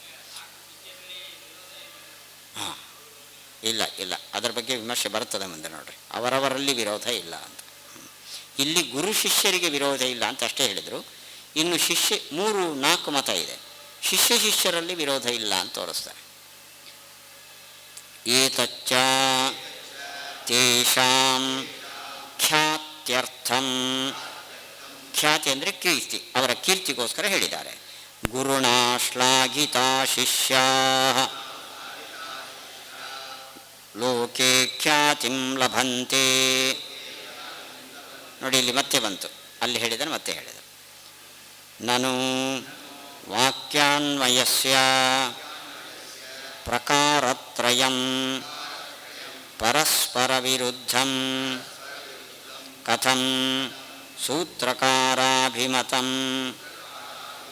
ಸ್ಯಾತ್ ಇತ್ಯತ ಆಹ ತಾರತಮ್ಯಂ ಇತಿ ನೃಣಾಂ ಅಲ್ಪಾಧಿಕಾರಿಣಾಂ ಅವಸ್ಥಾತಾರತಮ್ಯಂ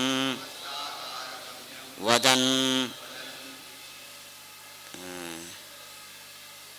ಇತ್ಯನೇನ ಅವಸ್ಥಾತಾರತಮ್ಯ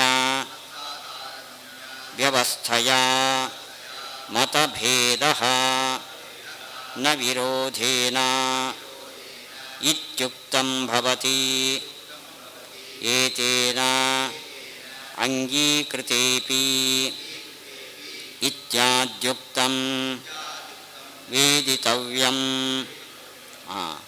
ಹಾಗಾದರೆ ಇನ್ನು 4 ಜನ ಶಿಷ್ಯರು 4 ಅಭಿಪ್ರಾಯ ಹೇಳಿದ್ದಾರೆ. ಒಂದೊಂದಕ್ಕೂ ಡಿಫರೆನ್ಸ್ ಇದೆ.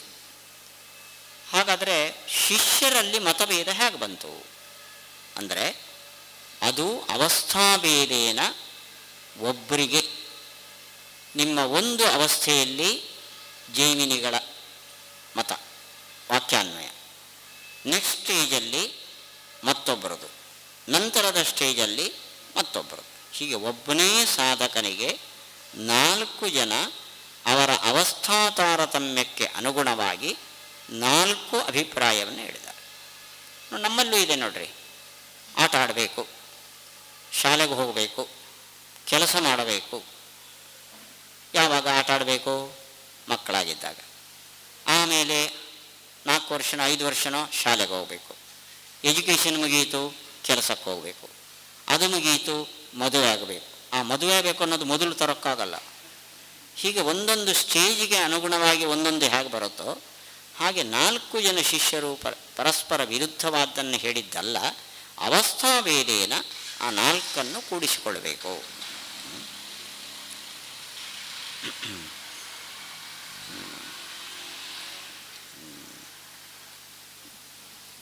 ಜ್ಯೋತಿರಧಿಕರಣೇ ಯೋಗವೃತ್ತ್ಯಾ ಪರಮೇಶ್ವರೇ ಅಖಿಲ ಶಬ್ದಾನಾಂ ಅನ್ವಯಃ ಅಭಿಹಿತಃ ನಾಸೌ ಯುಜ್ಯತೆ ಪ್ರಕೃತ್ಯಾದೇಃ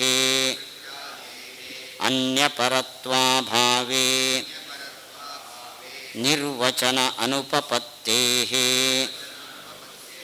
ನಹಿ ಜಾತಾದಿಪದಾನಾಂ ಅನ್ಯಪರತ್ವ ಅನಂಗೀಕಾರೇ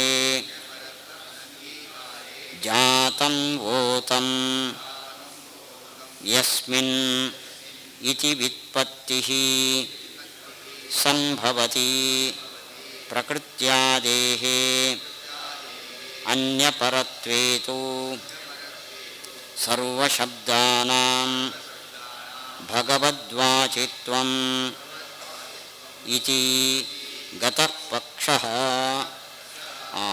ಹಿಂದೆ ನಿನ್ನೆ ಪಾಠದಲ್ಲಿ ಟೀಕಾಕೃತ್ಪಾದರು ಸರ್ವ ಶಬ್ದಗಳನ್ನು ಸಮನ್ವಯ ಮಾಡಲಿಕ್ಕೆ ಸಾಧ್ಯ ಇಲ್ಲ ಅಂದರು, ಇಂಪಾಸಿಬಲ್ ಅಂತ. ಅದರಲ್ಲಿ 3-4 ಪ್ರಶ್ನೆಗಳನ್ನು ಮಾಡಿದ್ದಾರೆ, ಎಲ್ಲದಕ್ಕೂ ಆನ್ಸರ್ ಬಂತು, ಒಂದಕ್ಕೆ ಆನ್ಸರ್ ಕೊಟ್ಟಿಲ್ಲ. ನೋಡಿ, ವಸಂತೆ ವಸಂತೆ ಜ್ಯೋತಿಷ, ಜ್ಯೋತಿಷ ಅಂತ ಸ್ಪ್ಲಿಟ್ ಮಾಡಿ ಆಯಜೇತ ಅಂತ ಆ ಕಡೆ ತಗೊಂಡೋಗಿ ಜ್ಯೋತಿಷ ಶಬ್ದವನ್ನು ದೇವರಲ್ಲಿ ಕೂಡಿಸಿದರು. ಜ್ಯೋತಿ ಅನ್ನೋದಕ್ಕೇನು ಅರ್ಥ ಹೇಳಿದರು? ಜೋ ಅಂದರೆ ಜಾತಂ ಓತಂ ಯಸ್ಮಿನ್. ಜಾತಂ ಅಂದರೆ ಹುಟ್ಟಿರುವ ಜಗತ್ತು, ಯಸ್ಮಿನ್ ಯಾವ ಪರಮಾತ್ಮನಲ್ಲಿ, ಓತಂ ಪ್ರವಿಷ್ಟವಾಗಿದೆಯೋ ಅಂದರೆ ಅವನ ಅಧೀನ ಆಗಿದೆಯೋ ಅವನು ಜ್ಯೋತಿ. ಹಾಗಾದರೆ ವೇದದ ಎಲ್ಲ ಪದಗಳಿಗೂ ಸಮನ್ವಯ ಮಾಡಿದರೆ ನೀವು, ಇವಾಗ ಜ್ಯೋತಿ ಅನ್ನೋ ಪದದಲ್ಲಿ 2 ಭಾಗ ಇದೆಯಲ್ಲ, ಜ ಓತ 2 ಇದೆಯಲ್ಲ. ಜ ಅಂದ್ರೇನು? ಜಗತ್ತು. ಓತಿ ಅಂದ್ರೇನು? ಪ್ರವಿಷ್ಟ. ಇವೆರಡು ಭಗವದ್ವಾಚಕ ಆಗಿಲ್ಲಲ್ಲ. ನೀವು ಸರ್ವ ಪದಗಳು ಭಗವದ್ವಾಚಕ ಅಂದರೆ ಇವೆರಡು ಸೇರಿದ ಪರವು ಭಗವಂತನ ನಾಮ ಆಯಿತು ಹೊರತು ಅದರ 2 ಪಾರ್ಟ್ಸ್ ಏನಿದೆಯೋ ಅದು ಭಗವದ್ವಾಚಕ ಅಲ್ಲ. ಜ್ಯೋತಿ ಎಂಬಲ್ಲಿ ಜ ಊತಿ ಅಂತಿದೆ ಅಥವಾ ಓತಿ ಅಂತ ಇದೆ, ಇದು ಭಗವದ್ವಾಚಕ ಆಗಿಲ್ಲಲ್ಲ. ಅಲ್ಲಿಗೆ ವೈದಿಕ ಪದಗಳು ಸಮಷ್ಟಿಯಾಗಿ ಭಗವದ್ವಾಚಕ ಆಯಿತು ಹೊರತು ಅದರ ಅವಯವಗಳು ಭಗವತ್ಪರ ಅಲ್ಲ. ಅದಕ್ಕೂ ಭಗವಂತ ಅಂತ ಅರ್ಥ ಆದರೆ ಜ್ಯೋತಿ ಶಬ್ದವು ಭಗವತ್ಪರ ಆಗಲಿಕ್ಕೆ ಸಾಧ್ಯ ಇಲ್ಲ. ಬೇರೆ ಅರ್ಥ ಸೇರಿ ಅವೆರಡನ್ನು ಕೂಡಿಸಿ ದೇವರಲ್ಲಿ ಒಯ್ಯಬೇಕು ನೀವು. ಬೇರೆ ಅರ್ಥ ಹೇಳಿದರೆ ಅದರ ಭಾಗಗಳು ಅವಯವಗಳು ಭಗವತ್ಪರ ಆಗಲಿಲ್ಲ ಅಂದರೆ ಸರ್ವಶಬ್ದ ಸಮನ್ವಯ ಹೇಗೆ ಮಾಡ್ದಂಗೆ ಆಯಿತು ಅಂತ ಈ ಆಕ್ಷೇಪ ನಿನ್ನೆ ಮಾಡಿದ್ದಾರೆ. ಅದನ್ನು ಇಲ್ಲಿ ತಗೋತಾರೆ. ಮರೆಯಲ್ಲ ನೋಡಿ, ಎಷ್ಟು ಉದ್ದು ಹೋದರೂ ಮರೆಯಲ್ಲ ಅವರು. ಹಾಂ ಹಾಂ ಹಾಂ ಪ್ರತಿಯೊಂದು ಯೌಗಿಕ ಶಬ್ದಲ್ಲೂ ಅದರ ಅವಯವಗಳು ಭಗವದ್ವಾಚಕ ಅಲ್ಲ ಅಂದ ಸರ್ವಶಬ್ದ ಸಮನ್ವಯ ಹೇಗೆ ಅಂತ. ಕಿಂಚ ವಸಂತ ಇತ್ಯಾದೀನಾಂ ಭಗವತ್ಪರತ್ವೇ ಕರ್ಮಾನುಷ್ಠಾನಲೋಪಃ ಲೋಕವ್ಯವಹಾರ ವಿಲೋಪಶ್ಚ ಪ್ರಸಜ್ಜೇತ ಇತ್ಯುಕ್ತಂ ಇತ್ಯತ ಆಹ ತೇಷ್ವಿತಿ. ಇನ್ನೊಂದು ಪ್ರಶ್ನೆ ಮಾಡಿಕೊಂಡಿದ್ರು. ವಸಂತೆ ವಸಂತೆ ಈ ಎಲ್ಲ ಶಬ್ದವನ್ನು ಭಗವಂತನಲ್ಲಿ ಸೇರಿಸಿದರೆ ವೇದವು ಯಾವ ಕರ್ಮವನ್ನೂ ಹೇಳೋದಿಲ್ಲ ಅಂತಾಯಿತು. ಅಲ್ಲಿಗೆ ಕರ್ಮಾನುಷ್ಠಾನ ವಿಲೋಪ ಅಂತ. ಲೋಕ ವ್ಯವಹಾರ ವಿರೋಧಶ್ಚ. ವಸಂತ ಕಾಲದಲ್ಲಿ ಪಾನಕದಾನ ಮಾಡ್ರಿ ಅಂತ ನಾನು ಹೇಳ್ತೇನೆ. ವಸಂತ ಅಂದ್ರೇನು? ದೇವರು. ಪಾನಕ ಅಂದ್ರೇನು? ದೇವರು. ದಾನ ಅಂದ್ರೇನು? ಅರೆ ಹೀಗೆಲ್ಲ ಆದರೆ ಲೋಕ ವ್ಯವಹಾರ ನಡೆಯೋದು ಹೇಗೆ ಹೇಳಿ? ದೇವರು ದೇವರು ದೇವರು ಅಂತ ಹೇಳ್ತಾ ಹೋದರೆ ನಾವು ಮಾತಾಡೋಕ್ಕಿದೆಯಾ? ಪಾಠ ನಡೆಯೋಕ್ಕಿದೆಯಾ? ಆದ್ದರಿಂದ ಈ 2 ಆಕ್ಷೇಪಗಳಿಗೆ ಆಚಾರ್ಯರು ಮುಂದಿನ ಅನುವ್ಯಾಖ್ಯಾನದಲ್ಲಿ ಉತ್ತರ ಕೊಡ್ತಾರೆ.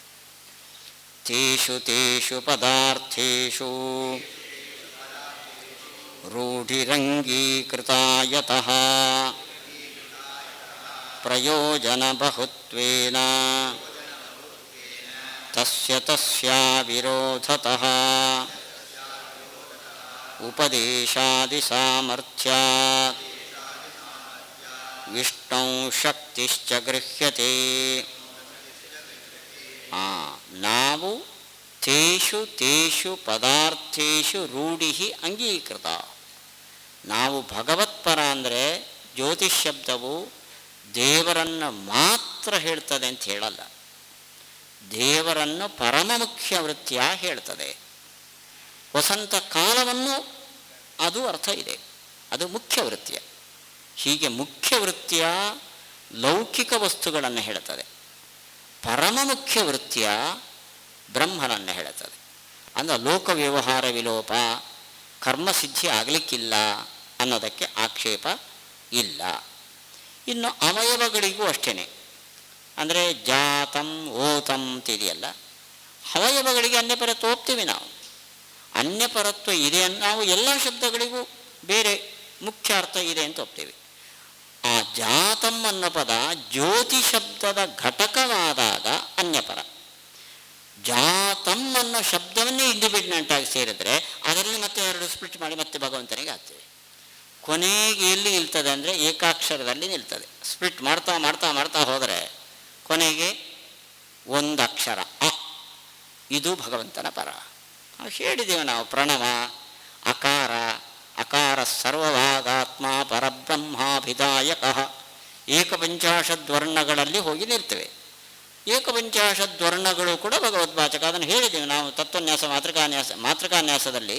ಒಂದೊಂದು ಅಕ್ಷರಕ್ಕೂ ಭಗವಂತನ ಒಂದೊಂದು ಮೂರ್ತಿಗಳು ಪ್ರತಿಪಾದ್ಯ ಅಂತ ಹೇಳಿದ್ದೇವೆ.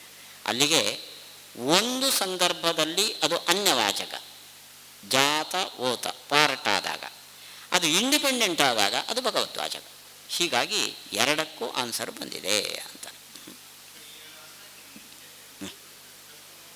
ಅದೇ ಅದರ ಅರ್ಥವನ್ನು ಹೇಳಿದರು ಇಲ್ಲಿ. ಕಲ್ಪನೋಪದೇಶಾಚ, ಕಲ್ಪನೋಪದೇಶಾಚ ಮಧ್ವಾದಿವತ್ ಅವಿರೋಧ. ಅಲ್ಲಿ ಮಧ್ವಾದಿವತ್ ಅಂದರೆ ಮಧುವಿದ್ಯೆಯಂತೆ ಅಂತ ಅರ್ಥ. ಮಧ್ವಾದಿವತ್ ಅವಿರೋಧ. ನಾನು ಅದರ ಪೂರ್ಣ ಅರ್ಥ ನೋಡಿ ಹೇಳ್ತೇನೆ ನಿಮಗೆ ಭಾಷ್ಯದಲ್ಲಿ. ವ್ಯುತ್ಪತ್ತ್ಯುಪಪತ್ತಿ. ಗಂಟೆ ಎಷ್ಟಾಯಿತು?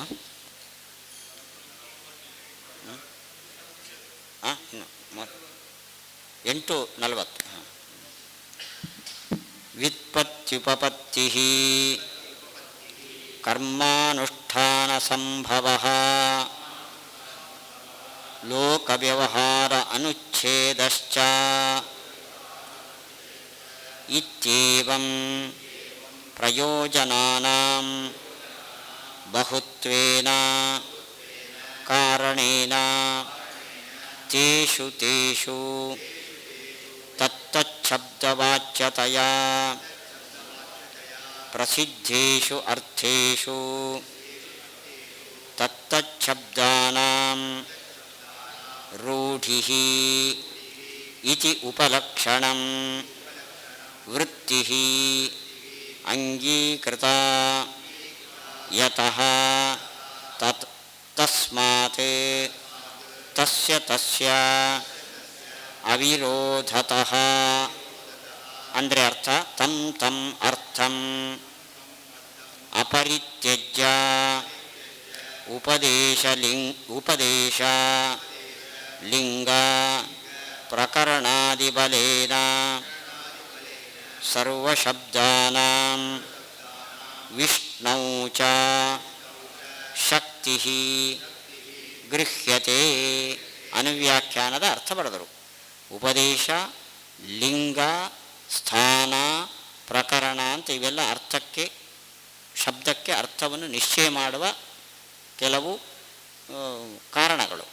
ಇವುಗಳನ್ನಿಟ್ಟುಕೊಂಡು ಭಗವತ್ಪರತ್ವವನ್ನು ವೇದದ ಎಲ್ಲ ಶಬ್ದಗಳಿಗೂ ಹೇಳ್ತೇವೆ. ತಾವತಾ ಲೋಕದಲ್ಲಿ ಎಲ್ಲಿ ಪ್ರಯೋಗ ಇದೆಯೋ ಆ ಅರ್ಥವನ್ನು ನಾವು ಬಿಡಲ್ಲ. ಆದ್ದರಿಂದ ಲೋಕದ ಅರ್ಥವೂ ಅದಕ್ಕಿದೆ, ಭಗವಂತನ ಎಂಬ ಅರ್ಥವೂ ಅದಕ್ಕಿದೆ. ಎರಡನ್ನು ಕಾಂಪ್ರಮೈಸ್ ಮಾಡ್ಕೋತೇವೆ ಹೊರತು ಇದೇ ಅದಿಲ್ಲ ಅಂತ ಹೇಳಲ್ಲ. ಆದ್ದರಿಂದ ನೋಡಿ, ವ್ಯುತ್ಪತ್ತಿ ಉಪಪತ್ತಿ, ಆ ಶಬ್ದಕ್ಕೆ ಉದಾಹರಣೆಗೆ ವಸಂತ ಶಬ್ದಕ್ಕೆ ವಸಂತ ಕಾಲ ಅನ್ನೋ ಅರ್ಥ ಕೂಡುತ್ತದೆ. ವ್ಯುತ್ಪತ್ತಿ ಶಬ್ದಾರ್ಥ ಸಂಬಂಧ. ವಸಂತ ಶಬ್ದಕ್ಕೆ ವಸಂತ ಕಾಲ ಎಂಬ ಲೋಕದಲ್ಲಿ ಪ್ರಸಿದ್ಧವಾದ ಅರ್ಥ ಕೂಡ್ತದೆ. ಒಂದು ಕರ್ಮ ಅನುಷ್ಠಾನ ಸಂಭವ. ವಸಂತ ಕಾಲದಲ್ಲಿ ಜ್ಯೋತಿರ್ಯಾಗ ಮಾಡ್ರಿ, ಅಹರಹ ಸಂಧ್ಯಾಂ ಉಪಾಸೀತ. ಕರ್ಮಾನುಷ್ಠಾನ ಪರವಾಗೂ ಒಂದು ಅರ್ಥ ಇದೆ. ಆದ್ದರಿಂದ ಕರ್ಮಾನುಷ್ಠಾನ ಲೋಪ ಅನ್ನೋ ಆಕ್ಷೇಪ ಇಲ್ಲ. ಲೋಕ ವ್ಯವಹಾರ ಅನುಚ್ಛೇದ. ವಸಂತ ಕಾಲದಲ್ಲಿ ಇಂಥ ದಾನ ಕೊಡ್ರಿ ಇಂಥ ಲೋಕ ವ್ಯವಹಾರವೂ ಕೂಡ ವಸಂತ ಅಂದರೆ ವಸಂತ ಕಾಲ ಅನ್ನೋ ಅರ್ಥವನ್ನು ಹೇಳ್ತೀವಿ. ಆದ್ದರಿಂದ ನೀವು ಹೇಳಿದ ಹಿಂದಿನ ಯಾವ ಆಕ್ಷೇಪಗಳಿಗೂ ಅವಕಾಶ ಇಲ್ಲ.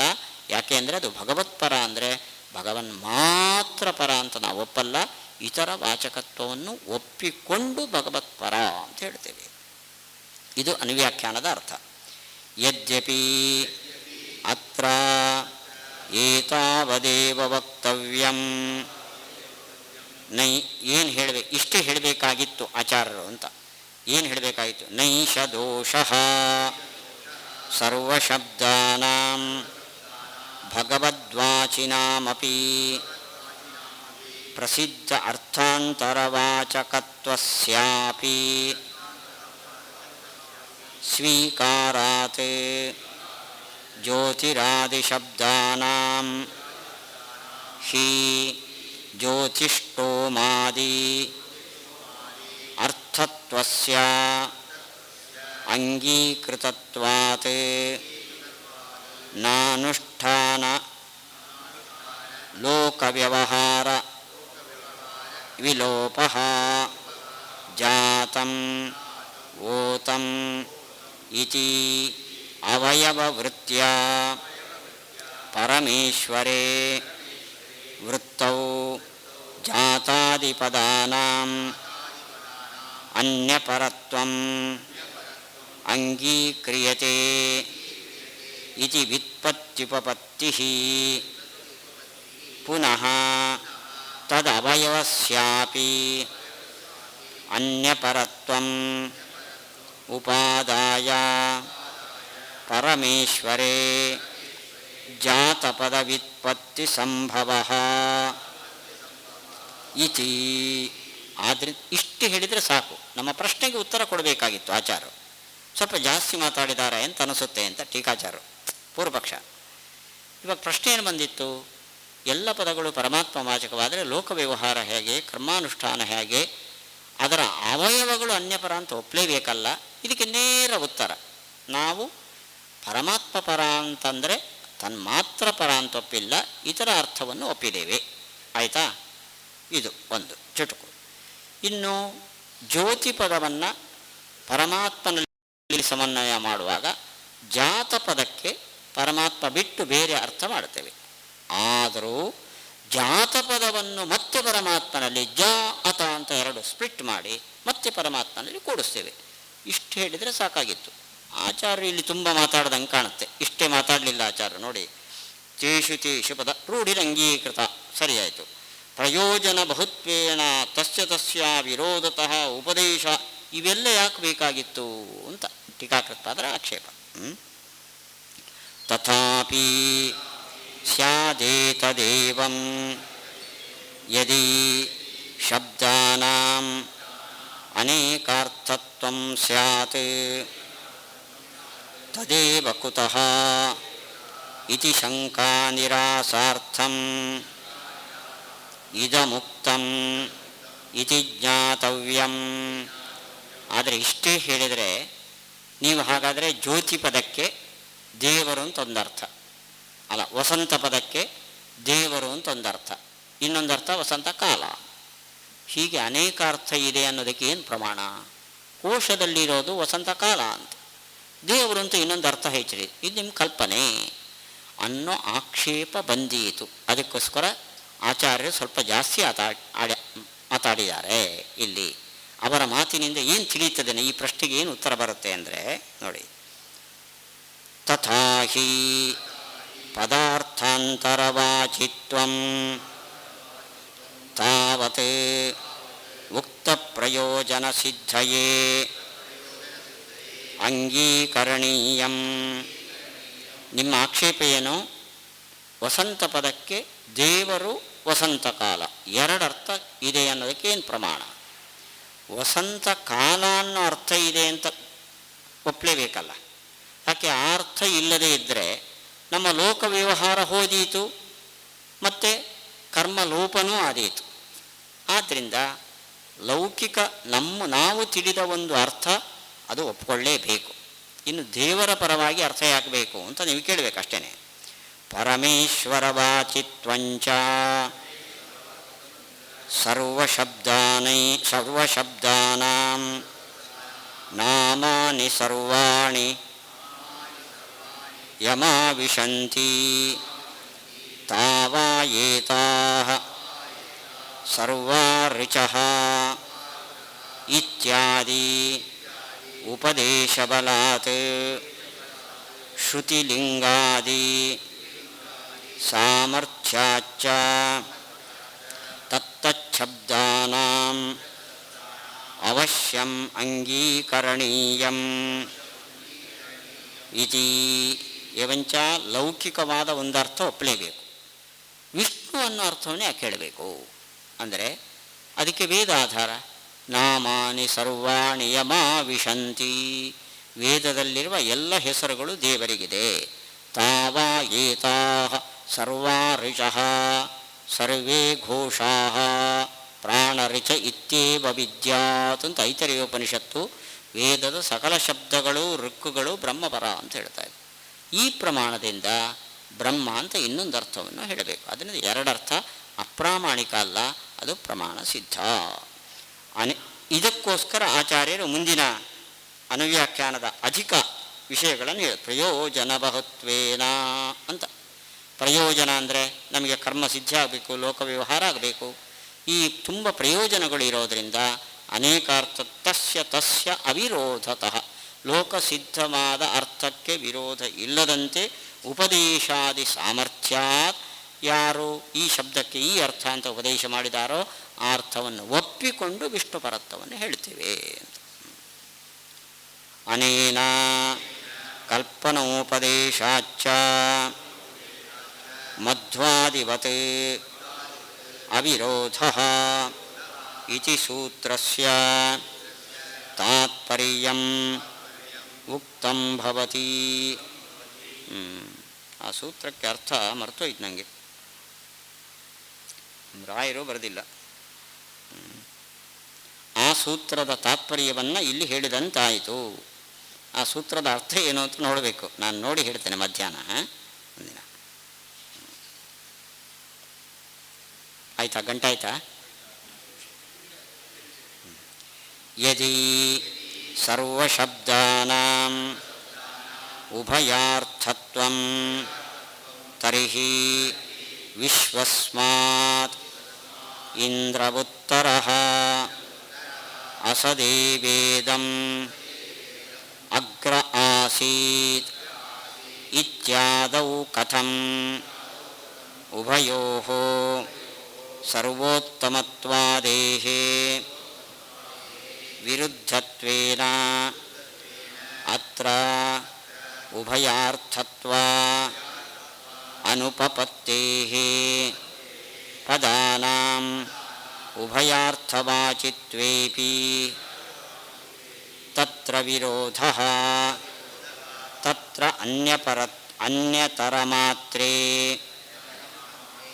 ತಾತ್ಪರ್ಯಂ ಅಂಗೀಕಾರ್ಯಂ ಇತಿ ಚೇತ್ ತತ್ರಾಪಿ ಕಿಂ ಉಪಾದೇಯಂ ಕಿಂ ಪರಿತ್ಯಾಜ್ಯಂ ಇತಿ ನ ಜ್ಞಾಯತೆ ಇತ್ಯತ ಆಹ ತಥಾಪೀತಿ.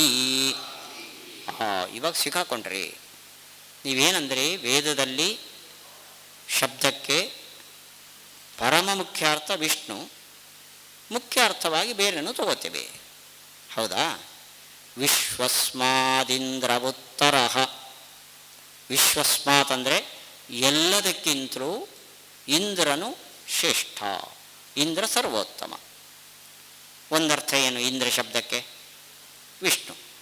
ಅಲ್ಲಿಗೆ ಇಂದ್ರನು ಸರ್ವೋತ್ತಮ ಅಂದರೆ ವಿಷ್ಣು ಸರ್ವೋತ್ತಮ. ಇನ್ನೊಂದು ಅರ್ಥನೂ ಒಪ್ಕೋತೀರಲ್ಲ, ಲೋಕಸಿದ್ಧವಾದ ಅರ್ಥ. ಇಂದ್ರ ಅಂದ್ರೇನು? ಶಚೀಪತಿ. ಅವನು ಎಲ್ರಿಗಿಂತ ಉತ್ತಮ. ಅಲ್ಲರಿಗೆ ಇಬ್ಬರು ಉತ್ತಮರಾದರು, ಸರ್ವೋತ್ತಮರು. ವಿಷ್ಣು ಅಂತ ತಗೊಂಡಾಗ ವಿಷ್ಣು ಸರ್ವೋತ್ತಮ. ಅದಕ್ಕೆ ಲೋಕಸಿದ್ಧವಾದ ಅರ್ಥವನ್ನು ತಗೊಂಡ್ರೆ ಶಚೀಪತಿ ಸರ್ವೋತ್ತಮ. ನಾನು ಸರ್ವೋತ್ತಮ ನಾನು ಸರ್ವೋತ್ತಮ ಅಂತ ಇಬ್ಬರು ಸರ್ವೋತ್ತಮರಾದ್ರಲ್ಲಿ. ಅಲ್ಲೇ ಆಯ್ತು ನೋಡಿ. ಅಸದೇವ ಇದಮಗ್ರ ಆಸೀತ್ ಅಂತ ಶ್ರುತಿ. ಅಸತ್ ಅಂದರೆ ವಿಷ್ಣು. ಯಾಕೆ? ಭೇದ ಪದ ಆದ್ದರಿಂದ ವಿಷ್ಣು. ಎಲ್ಲ ಪದಗಳನ್ನು ಅಸತ್ ಅಂದರೆ ವಿಷ್ಣು.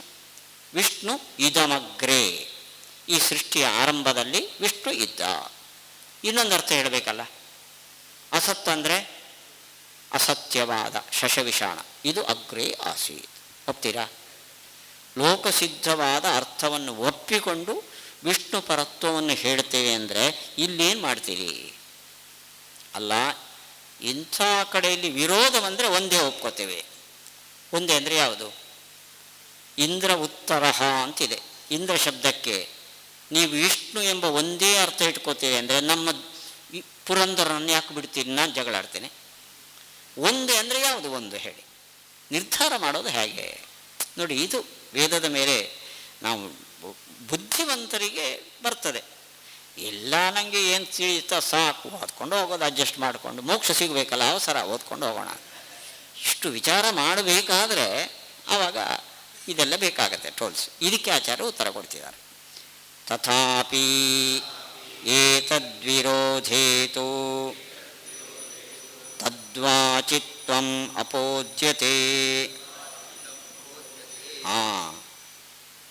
ಇಲ್ಲಿ ನಿಮ್ಮ ಹತ್ರ ಈ ಪುಸ್ತಕ ಇದ್ದರೆ ಮುಂದಿನ ಸುಧಾ ಪಂಕ್ತಿ ಸ್ವಲ್ಪ ದಪ್ಪ ಅಕ್ಷರದಲ್ಲಿ ಬರಬೇಕಾಗಿತ್ತು, ಚಿಕ್ಕ ಅಕ್ಷರದಲ್ಲಿದೆ, ಅದನ್ನು ಸರಿಪಡಿಸ್ಕೊಳ್ಳಿ. ತಥಾಪಿ, ಇಂಥ ಅಂದರೆ ತಥಾಪಿ ಅಂದರೆ ನಾವು ವೇದದ ಎಲ್ಲ ಶಬ್ದಗಳಿಗೆ ಎರಡರ್ಥವನ್ನು ಒಪ್ತೇವೆ. ಆದರೂ ಕೂಡ ಇಂಥ ಕಡೆಯಲ್ಲಿ ತದ್ವಾಚಿತ್ವಂ ಅಪೋದ್ಯತೆ, ಅದಕ್ಕೆ ಪ್ರಸಿದ್ಧವಾದ ಅರ್ಥವನ್ನು ಕೈಬಿಡ್ತೇವೆ. ಹಾಗಾದರೆ ವಿಶ್ವಸ್ಮಾದ್ ಇಂದ್ರವುತ್ತರ ಅನ್ನೋದಕ್ಕೆ ಇಂದ್ರ ಶಬ್ದಕ್ಕೆ ಏನು ಅರ್ಥ ಮಾಡ್ತೇವೆ? ವಿಷ್ಣು ಅಷ್ಟೇ. ಪ್ರಸಿದ್ಧವಾದ ಅರ್ಥ ಅಪೋದ್ಯತೆ, ಬಿಟ್ಟು ಬಿಡ್ತೇವೆ. ಯದ್ಯಪಿ ಉಭಯಾರ್ಥಾಃ ಶಬ್ದಾಃ ಇತಿ ಸಾಮಾನ್ಯೇನ ಉಕ್ತಂ ತಥಾಪಿ ಪರಮೇಶ್ವರ ಪರತ್ವ ವಿರೋಧೇ ಅನ್ಯಪರತ್ವಂ ಅಪೋದ್ಯತೆ. ಭಗವತ್ಪರತ್ವಕ್ಕೆ ವಿರೋಧ ಇದ್ದರೆ ಇನ್ನೊಂದು ಅರ್ಥವನ್ನು ಕೈಬಿಡ್ತೇವೆ. ತು ಶಬ್ದ ವಿಶೇಷದ್ಯೋತನಾರ್ಥಃ ಉಭಯಪರತ್ವಂ ತಾವತ್ ವಿರುದ್ಧಂ ಇತಿ ಪರೇಣೈವ ಉಕ್ತಂ. ವಿಶ್ವಸ್ಮಾದಿಂದ್ರವುತ್ತರ ಅನ್ನುವಲ್ಲಿ ಇಂದ್ರ ಶಬ್ದಕ್ಕೆ ಎರಡರ್ಥ ಮಾಡೋದು ಸರಿಯಲ್ಲ ಅಂತ ಪೂರ್ವಪಕ್ಷಿ ಹೇಳಿದ್ದಾನೆ. ಯಾಕೆ? ಇಬ್ಬರು ಸರ್ವೋತ್ತಮರಾಗಲಿಕ್ಕೆ ಸಾಧ್ಯ ಇಲ್ಲ. ಅನ್ಯತರ ಪರಿತ್ಯಾಗೇ ಚ ಪರಮೇಶ್ವರ ಪರಿತ್ಯಾಗಃ ನ ಯುಕ್ತಃ ನಿಶ್ಚಿತ ತಾತ್ಪರ್ಯ ವಾಕ್ಯಾಂತರ ವಿರೋಧಾತ್. ಇನ್ನು ಎರಡರಲ್ಲಿ ಒಂದರ್ಥ ಬಿಡಬೇಕು. ಒಂದರ್ಥ ಬಿಡಬೇಕು ಅಂದರೆ ಯಾವುದನ್ನು ಬಿಡಬೇಕು ಅಂತ. ಇವಾಗ ಇಂದ್ರನನ್ನು ಅಂದರೆ ಪುರಂದರನನ್ನು ಬಿಡಬೇಕೋ ವಿಷ್ಣುವನ್ನು ಬಿಡಬೇಕು. ಆವಾಗ ಬೇರೆ ವಾಕ್ಯಗಳನ್ನು ಪರಿಶೀಲನೆ ಮಾಡಿ ವೇದದ ತಾತ್ಪರ್ಯ ಏನು? ಅಗ್ನಿರ್ವೈದೇವಾನಾಂ ಅವಮಃ ವಿಷ್ಣು ಪರಮಃ. ಸರ್ವೋತ್ತಮ ಯಾರು? ವಿಷ್ಣು. ಆದ್ದರಿಂದ ಯೋ ದೇವಾನಾಂ ನಾಮಧ ಏಕ ಏವ. ಆದ್ದರಿಂದ ವಿಷ್ಣು ಸರ್ವೋತ್ತಮತ್ವವು ಬೇರೆ ವಾಕ್ಯಗಳಿಂದ ನಮಗೆ ಸಿದ್ಧ ಆಗಿರೋದ್ರಿಂದ ಅದಕ್ಕೆ ವಿರೋಧ ಬರೋದರಿಂದ ಇಲ್ಲಿ ಪುರಂದರ ಎಂಬ ಅರ್ಥವನ್ನು ಬಿಡ್ತೇವೆ. ಅದನ್ನ ವಿಶ್ವಸ್ಮಾದಿಂದರ ಉತ್ತರ ಅನ್ನೋದಕ್ಕೆ ಒಂದೇ ಅರ್ಥ. ವಿಷ್ಣು ಸರ್ವೋತ್ತಮ, ಇಷ್ಟೇ ಅರ್ಥ. ಅತಃ ಪರಿಶೇಷಾತ್ ಇತರ ಪರಿತ್ಯಾಗ ಏವ ಉಚಿತಃ ಇತಿ ತರ್ಹಿ ಕಲ್ಪನೋಪದೇಶಾತ್ ಇತ್ಯಾದಿ ವಿರೋಧಃ ತತ್ರ ಸರ್ವಶಬ್ದಾನಾಂ ಉಭಯಪರತ್ವಸ್ಯ ಉಕ್ತತ್ವಾತ್ ಇತಿ ಚೇನ್ನ ನಿರಪವಾದಸ್ಥಳೇ ಪರ್ಯವಸಾಯಿತ್ವಾತ್ ತಸ್ಯ ಇತ್ಯಾಹ ಅವಿರೋಧ ಇತಿ. ಹಾಗಾದರೆ ಕಲ್ಪನೋಪದೇಶಾಚ ಮಧ್ವಾದಿವತ್ ಅಂದರೆ ಆ ಸೂತ್ರದಲ್ಲಿ ವೇದದ ಎಲ್ಲ ವಾಕ್ಯಗಳಿಗೂ ಕೂಡ ಲೌಕಿಕಾರ್ಥ ಬಿಡದೇನೆ ವಿಷ್ಣುರ್ಥಕತ್ವವನ್ನು ಒಪ್ಪಿದ್ದೇವೆ ಅಂತ ಹೇಳಿದ್ದಾರೆ. ವಿರೋಧ ಬಂತಲ್ಲ, ಲೌಕಿಕಾರ್ಥ ಬಿಟ್ಟರಲ್ಲ ಇಲ್ಲಿ. ಅಂದರೆ ಎಲ್ಲಿ ಬಾಧಕ ಇಲ್ಲವೋ ಅದು ಜನರಲ್ ರೂಲ್ಸ್, ಎರಡು ಅರ್ಥ ಹೇಳ್ತೇವೆ ಅಂತ. ಇದಕ್ಕೆ ಎಕ್ಸೆಪ್ಷನ್, ಎರಡು ಅರ್ಥ ಹೇಳಲಿಕ್ಕೆ ತೊಂದರೆ ಇದ್ದರೆ ಎರಡು ಅರ್ಥ ಹೇಳಲ್ಲ, ಒಂದೇ ಇಟ್ಕೋತೇವೆ. ಆದ್ದರಿಂದ ಅದನ್ನು ಸಂಕೋಚಗೊಳಿಸಬೇಕು ಆ ರೂಲ್ಸನ್ನು. ಅವಿರೋಧೇತು ಬಹ್ವರ್ಥಾ ಏತನ್ಮೂಲತಯಾ ಮತಾಃ. ಅವಿರೋಧೇ ಬೇರೆ ಪ್ರಮಾಣಗಳ ವಿರೋಧ ಇಲ್ಲದೇ ಇದ್ದಲ್ಲಿ, ಬಹ್ವರ್ಥ ಅನೇಕ ಅರ್ಥಗಳನ್ನು, ವಿಷ್ಣು ಇತರ ಎರಡು ಅರ್ಥಗಳನ್ನು ಇಟ್ಕೋತೇವೆ. ಏತನ್ಮೂಲತಯಾ ಮತಾಃ ಅಂದರೆ ಏತನ್ಮೂಲ ಪ್ರಮಾಣಾಂತರ ವಿರೋಧ ಇಲ್ಲದೇ ಇದ್ದಾಗ ಮಾತ್ರ ಎರಡರ್ಥ. ಅದರಿಂದ ಬಹ್ವರ್ಥ ವಿರೋಧ ಇಲ್ಲದೇ ಇದ್ದಾಗ ಮಾತ್ರ. ಬಹುಶಬ್ದ ಅನೇಕಾರ್ಥ. ಬಹು ಅಂದರೆ ನಾಲ್ಕೈದು ಅಂತ ಅರ್ಥ ಅಲ್ಲ. ಬಹ್ವರ್ಥ ಅಂದರೆ ಏಕ ಭಿನ್ನ ಎರಡು ಅಂತ. ಮತಾಃ ತತ್ರ ತತ್ರ ಸೂತ್ರೇ ಅಭಿಮತಾಃ. ಮತಾಃ ಅಂದರೆ ಸೂತ್ರದಲ್ಲಿ, ಕಲ್ಪನೋಪದೇಶಾಚ ಅನ್ನೋ ಸೂತ್ರದಲ್ಲಿ ನಮಗೆ ಅಭಿಮತವಾದ್ದು ಎಲ್ಲ ವಾಕ್ಯಗಳಿಗೂ ಎರಡರ್ಥ. ಅಂದರೆ ಎಲ್ಲ ಅಂದರೆ ವಿರೋಧ ಇಲ್ಲದೇ ಇದ್ದಾಗ ಅಂತ ಸೇರಿಸ್ಕೊಳ್ಳಿ. ನನು ಅವಿರೋಧೇಪಿ ಉಭಯಾರ್ಥತ್ವಾಂಗೀಕಾರಃ ನಯುಕ್ತಃ ತತ್ತು ಸಮನ್ವಯಾತ್ ಇತಿ ಅವಧಾರಣಾತ್ ಇತ್ಯತವುಕ್ತಂ ಏತನ್ಮೂಲತಯಾ ಇತಿ. ನೀವು ಹಾಗಾದರೆ ವಿರೋಧ ಇಲ್ಲದಿದ್ದರೆ ಎರಡರ್ಥ ಒಪ್ತೀರಿ. ಹಾಗಾದರೆ ವಿಷ್ಣು ಅರ್ಥ ವೇದಕ್ಕೆ, ಬೇರೆ ಇಂದ್ರಾದಿಗಳು ಅರ್ಥ, ಸೂತ್ರದ ವಿರೋಧ. ತತ್ತು ಸಮನ್ವಯ. ತು ಅನ್ನೋ ಶಬ್ದ ಏವ ಅರ್ಥದಲ್ಲಿದೆ, ಬ್ರಹ್ಮನೇ ಶ್ರುತ್ಯರ್ಥ ಹೋಯ್ತಲ್ಲ, ಬೇರೆ ಅರ್ಥ ಒಪ್ಪಿದಿರಲ್ಲ. ಅಂದರೆ ಏತನ್ಮೂಲತಯ ಅಂತ ಅದಕ್ಕೆ ಉತ್ತರ. ಏನರ್ಥ ಅದಕ್ಕೆ? ಏತತ್ ಅಂದರೆ ಏಷಃ ಪರಮೇಶ್ವರಃ ಮೂಲಂ ಮುಖ್ಯಃ ಯೇಷಾಂ ತೇ ತಥೋಕ್ತಾಃ ತೇಷಾಂ ಭಾವಃ ತತ್ತ ತಯಾ ಇತಿ ಇತ್ಥಂ ಭೂತಲಕ್ಷಣೇ ತೃತೀಯ ಮುಖ್ಯಾರ್ಥಾಂತರಂ ಮುಖ್ಯಂ ಅರ್ಥಾಂತರಂ ವಾರಯಿತುಂ ಅವಧಾರಣಂ ನತು ಅರ್ಥಾಂತರಮಾತ್ರಂ ಉಕ್ತಪ್ರಯೋಜನ ವ್ಯಾಘಾತಾತ್ ಇತಿ ಭಾವಃ. ಏತನ್ಮೂಲತಯ ಭಗವಂತನನ್ನ ಮೂಲ ಅಂದರೆ ಮುಖ್ಯಾರ್ಥತಯ. ಎರಡರ್ಥ ಹೇಳ್ತೇವೆ.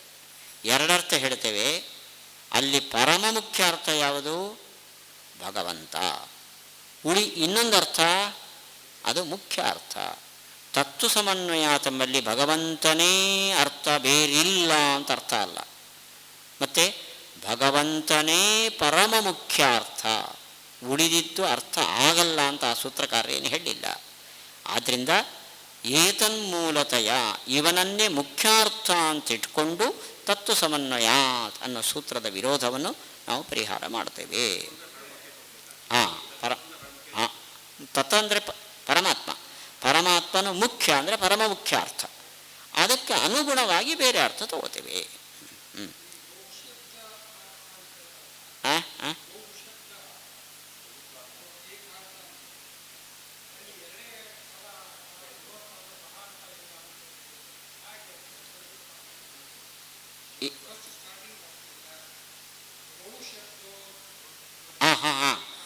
ಶಬ್ದ ಅನೇಕಾರ್ಥ ಅಂತ.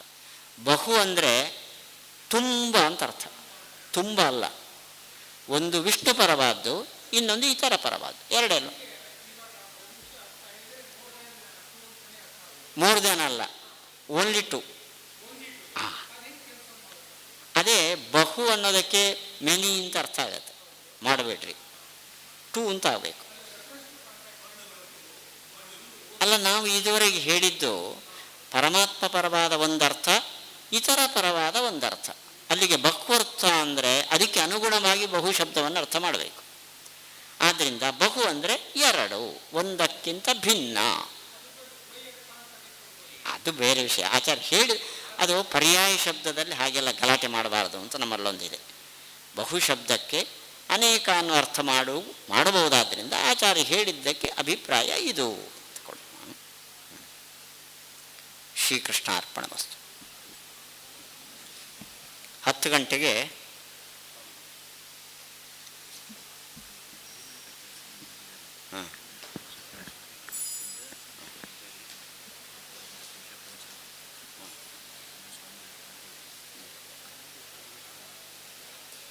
ಸ್ವಾಮಿಗಳು 10ರಿಂದ 11 ಪಾಠ ಮಾಡ್ತಾರೆ.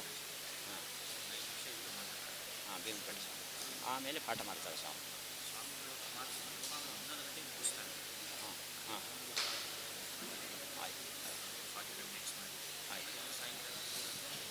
ನೀವು ಮಧ್ಯೆ ಗ್ಯಾಪ್ ಕೊಡಲ್ಲ ಇವರಿಗೆ? ಅಲ್ಲ, ಮತ್ತೆ ನೆಕ್ಸ್ಟು ಕೊಡಲ್ಲ, ಅದೇ ಕಂಟಿನ್ಯೂ ಆಗುತ್ತೆ. ಆಯ್ತು.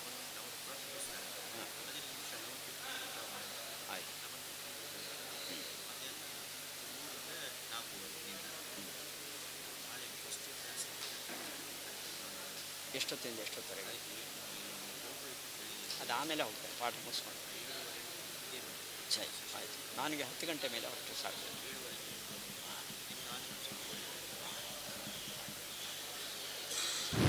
ಮುಂದೆ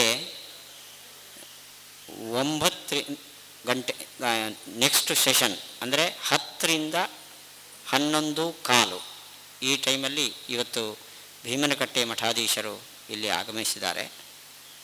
ಅವರು ಅನುಗ್ರಹ ಸಂದೇಶ ಮತ್ತು ಶ್ರೀಗಳವರ ಪಾಠ, ಪರಿಮಾರು ಶ್ರೀಪಾದಂಗಳವರು ಪಾಠ 11:15 ನಡೆಯುತ್ತದೆ. 11 ಗಂಟೆ ತನಕ, 11:15ರಿಂದ ಈ ಪಾಠ ಮುಂದುವರಿಯುತ್ತದೆ. ನಮ್ಮ ಈ ಪ್ರಕೃತಿ ಅಧಿಕರಣದ ಪಾಠ ಮುಂದುವರಿಯುತ್ತದೆ 12:15. ಆಮೇಲೆ ಮಧ್ಯಾಹ್ನದ ಕಾರ್ಯಕ್ರಮಗಳು. ಮಧ್ಯಾಹ್ನ 3 ಗಂಟೆಗೆ ಮತ್ತೆ ಇದೇ ಪಾಠ ಮುಂದುವರಿಯುತ್ತದೆ.